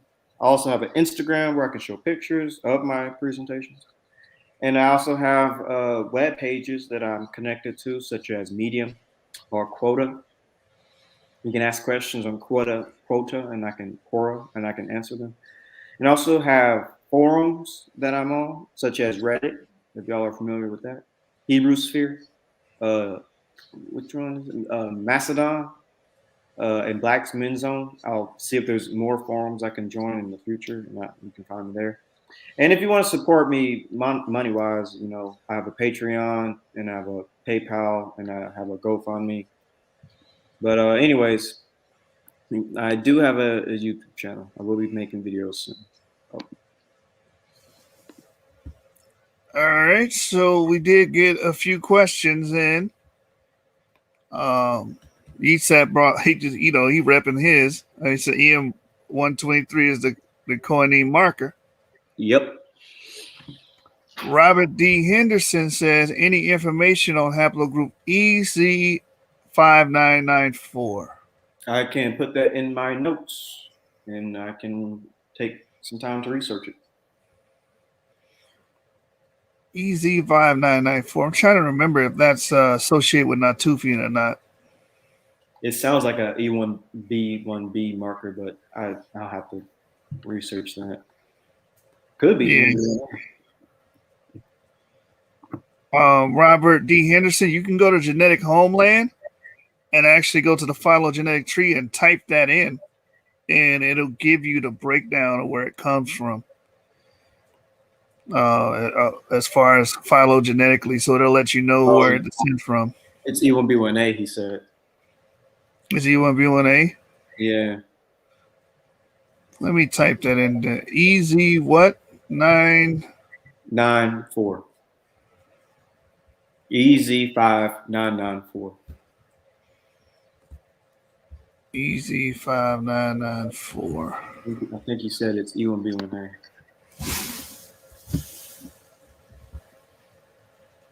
EZ5994. All right, I'm typing it in now. Genetic Homeland.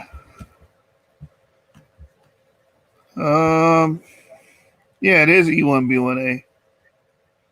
So if you want information on that, just follow everything up on E1B1A itself, E-M2 or EV38. It'll be genetically, that marker, it'll be genetically linked to Ramses III as a pretty good example. Y'all will share a common ancestor that lived in North Africa or West Asia. But looking on at the information that I see so far about this marker, it's seen in, of course, African Americans and people in Sierra Leone. It's seen in Gambia. So I would study, if I were you, because this is the markers that it shows, I would study the people of Sierra Leone and the people of Gambia, because this is where, I see a lot of markers pop up on.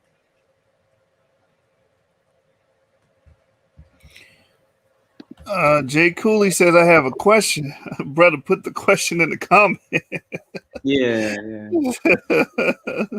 You can tell us what your question is, brother. Jay Cooley.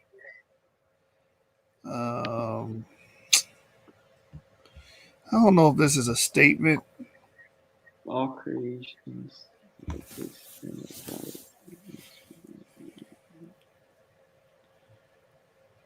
Yeah, I think that's more of a statement. Okay. That's it. Except for that guy who said I have a question. Yeah, Jay Cooley, if you there, man, hurry up and get your. Yeah, ask the question, brother. All right. I was waiting for you to ask the question. All right, ask the question.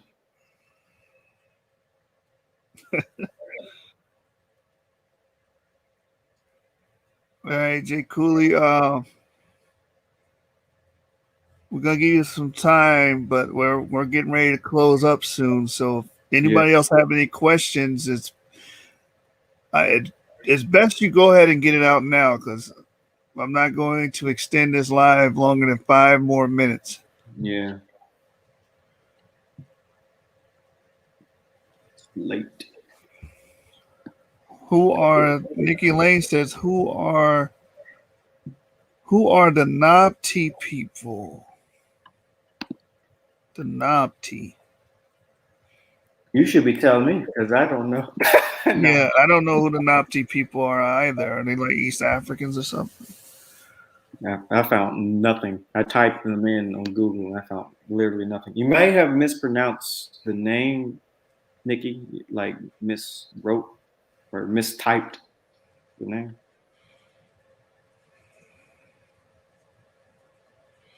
The Nabti people. Huh. Yeah, because I found literally nothing. You Jay could be Cooley. talking.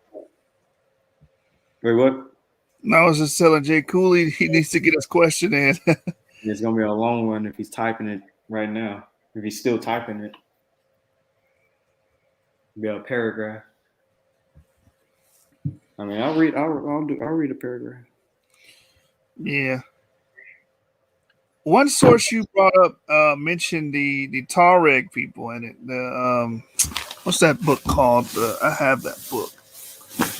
The That one I you brought brought up. up.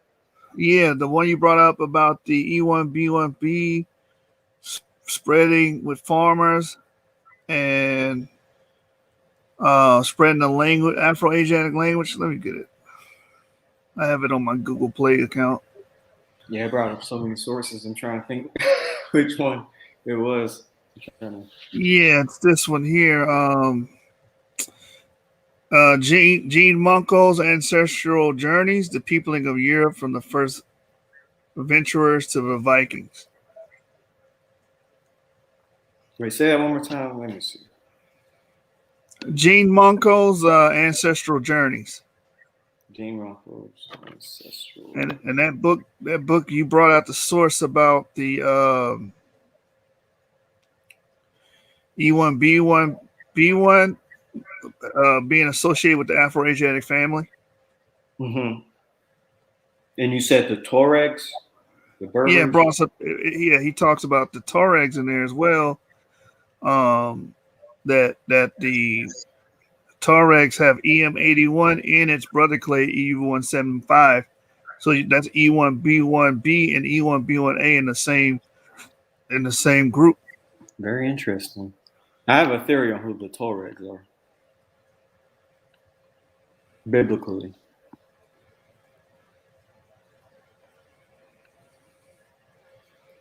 I guess you're gonna divulge that in a later video. I'm thinking in my head if I should say it now or well, I guess I'll say it now, and if no one does any studying, that's on them. But I'd rather them not, so I can actually break it down.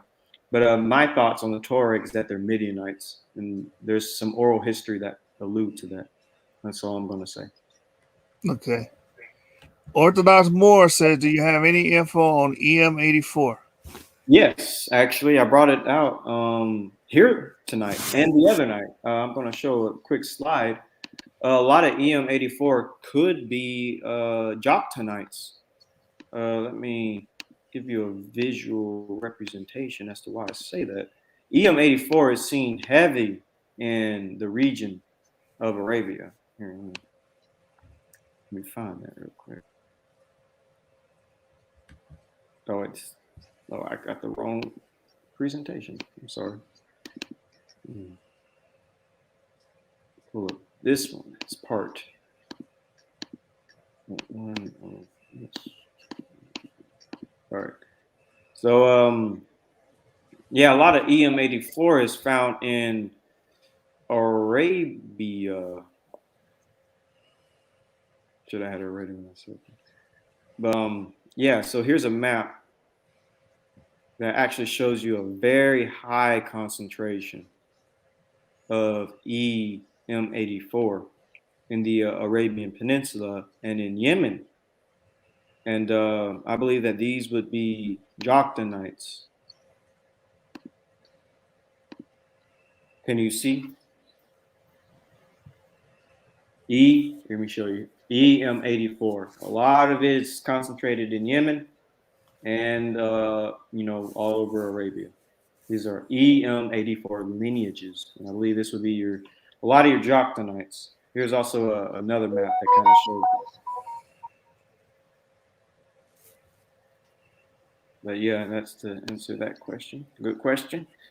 Very good. You might have to move the picture though for them to see yeah. Oh, they can't see because of the thing in the side of the here. Let me actually just make it smaller. Or y'all might be able to see now. You see EM84 right here. And all these EM84 lineages in Yemen, these would probably be your Joctonites,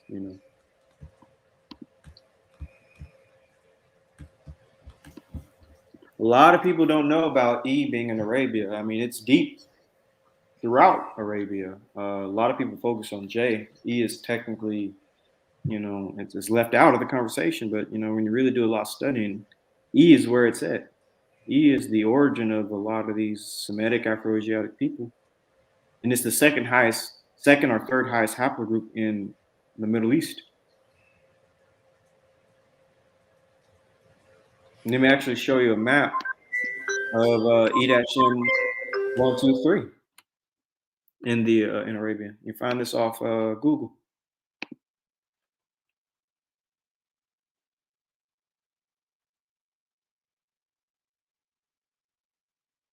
As I said, it's heavy in Western Arabia and Southern Arabia, and you find it in Ethiopia with your Ethio-Semitic people.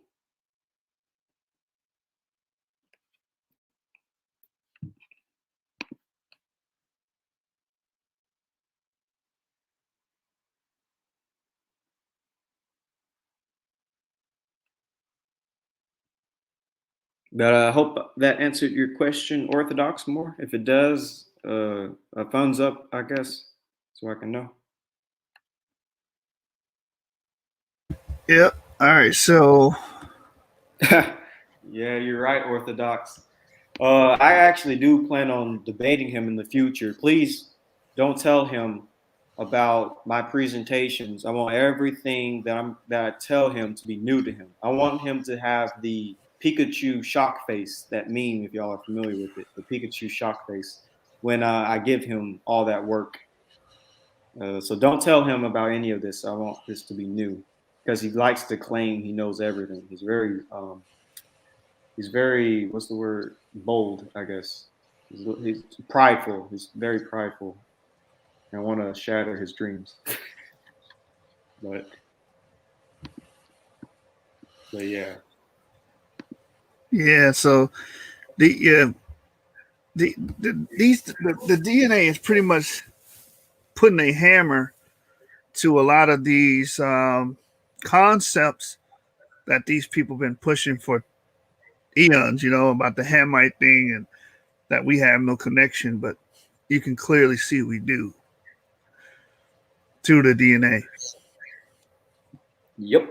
And when we break down who haplogroup J is, they'll have no choice but to accept E as Semitic because J, as I said before, it's really Japhetic, and I'll explain why in the next week or two. hopefully I'll get it done sooner than that. But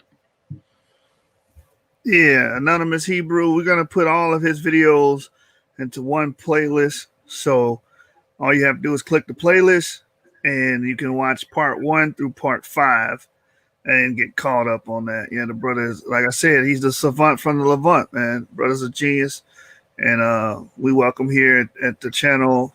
Anytime he wants, he has access to the platform to disseminate information. and thank you, by the way. Thank you.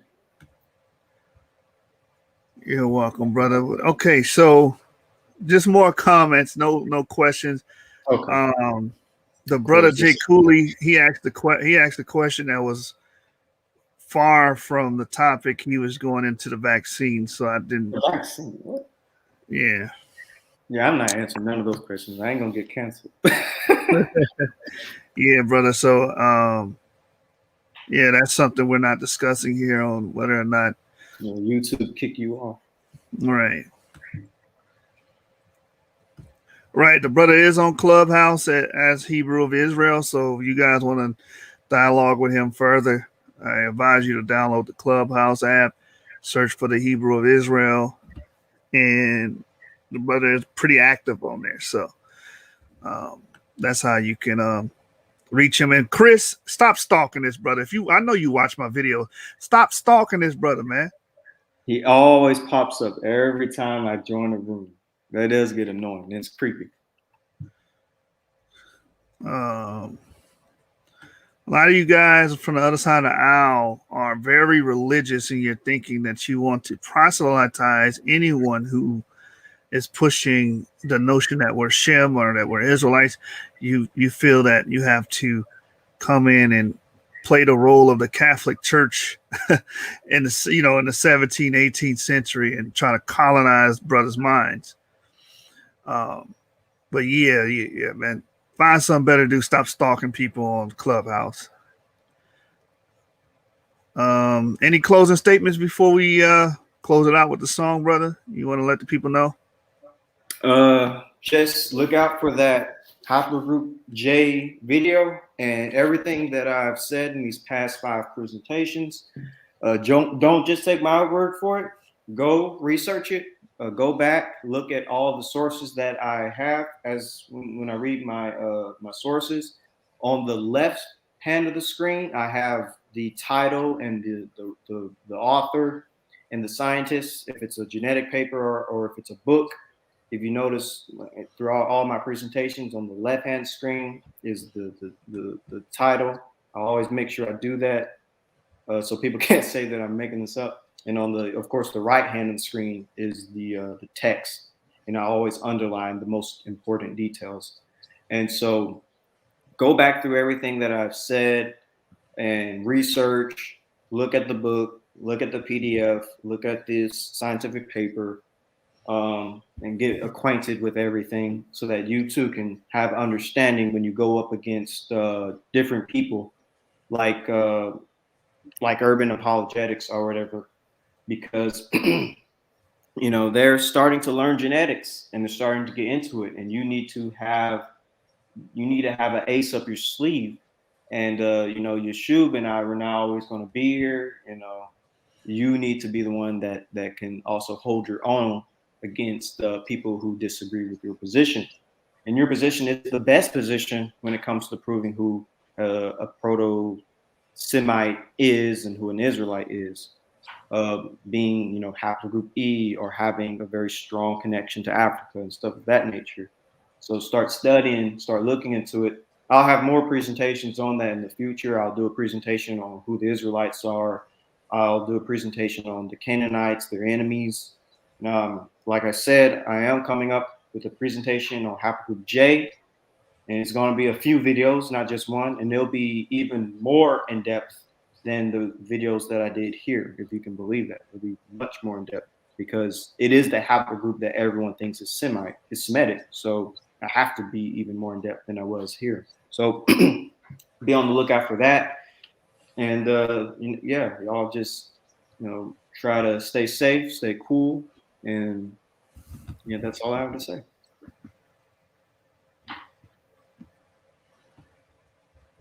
Yeah, man. I gotta honor this request right here for Chris Harris. This brother this brother skims, man. So uh, he's one of those kids that don't read the words, just look at the pictures. Picture pages, time to get your picture pages, time to get your crayons and your pencils. Picture pages, open up your picture pages, time to watch Bill Cosby do a picture page with you. Oh man, you know that brother had all the pop-up books. You remember the pop-up books? You know, you open it, it's like it starts off 2D, then it becomes a 3D image. You know that brother had growing up. That's all he had. You know, he wasn't required to do any strenuous reading and researching. But yeah, man, y'all stay on the lookout for this brother's video. He was completely right. You guys have to become researchers.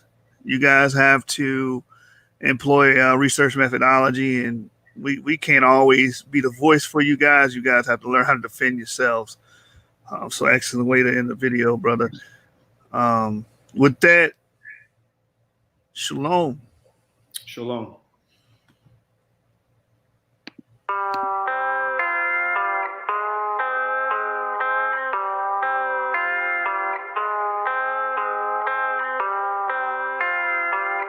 Big business. RSK, let it play, boy. When I tell them I'm an Israelite, it's big business, not miniature. Serving same thing as minister. Kill the flesh, how to finish them. These commandments, they'll sustain you. I'm surrounded by these angels. I ain't worried, I'm protected from seen and unseen dangers. When I tell them I'm an Israelite, it's big business, not miniature. Serving same thing as minister. Kill the flesh, how to finish them. These commandments, they'll sustain you. I'm surrounded by these angels. I ain't worried, I'm protected from seen and unseen dangers. I wake up and say me a prayer. Brush my teeth, babe, then I throw on some threads. Wash my face, grab a cup, hold me some yum. Put on my backpack, then I'm off to the bread. I eat these devils for breakfast. Gotta be careful. Whole lot of blood being shed in the streets. World is so wicked, I weep for the living. I drop a free church for the dead. All my white friends in my pocket, or either they loading onto this black card that I swipe. Say every time that I drop it, the verses be hitting more harder than problems of life. Rich, I collected 2 pennies from every person that willingly gave me advice. Being afraid can't exist in my spirit. I'm fearing no man but the Father in Christ. I put in work with the brothers. We stood on them corners from 10 to like 9 the same night, teaching our people the gospel, equipped with a camera, some posters, some speakers, and mic. Every time that I see mama, she telling me, son, you gotta walk in the light. Christ, the bread of heaven, keep feeding my spirit, and I wanna low, not a slide. When I tell them I'm an Israelite, it's big business, not miniature. Serving same thing as minister. Kill the flesh, how to finish them. These commandments, they'll sustain you. I'm surrounded by these angels. I ain't worried, I'm protected from seen and unseen dangers. When I tell them I'm an Israelite, it's big business, not miniature. Serving same thing as minister. Kill the flesh, how to finish them. These commandments, they'll sustain you. I'm surrounded by these angels. I ain't worried, I'm protected from seen and unseen dangers. When I tell ya I'm an Israelite, tribe of Judah, don't you take it personal. Bleed the blood on these demons, we purging them. Don't entertain Jezebels, we be curving them. Ayy, I got a ribbon, she virtuous. In person, this blue life ain't virtual. I can't forget when I heard the truth. I got cut with that word, it got surgical. Conviction can lead to repentance. I pray these verses encourage you. We repented, now we on the vertical. Judah rising, see Isaiah 32. Big business, nothing minuscule. I picked up that pen back in middle school. Guard your light and take heed who you listen to. Watch your mouth and your ears and your vision too. Hashatan and Shalkani won't finish you. In Mortal Kombat, this war is not physical. Gird your loins up and follow the general. Messiah is coming, that's scriptural. You gotta starve your flesh. The real war ain't even started yet. This look like a setup for a second exodus. I'm trying to be where the water at. Let's get it. When I tell them I'm an Israelite, it's big business, not miniature. Serving same thing as minister. Kill the flesh, how to finish them. These commandments, they'll sustain you. I'm surrounded by these angels. I ain't worried, I'm protected from seen and unseen dangers. When I tell them I'm an Israelite, it's big business, not miniature. Serving same thing as minister. Kill the flesh, how to finish them. These commandments, they'll sustain you. I'm surrounded by these angels. I ain't worried, I'm protected from seen and unseen dangers.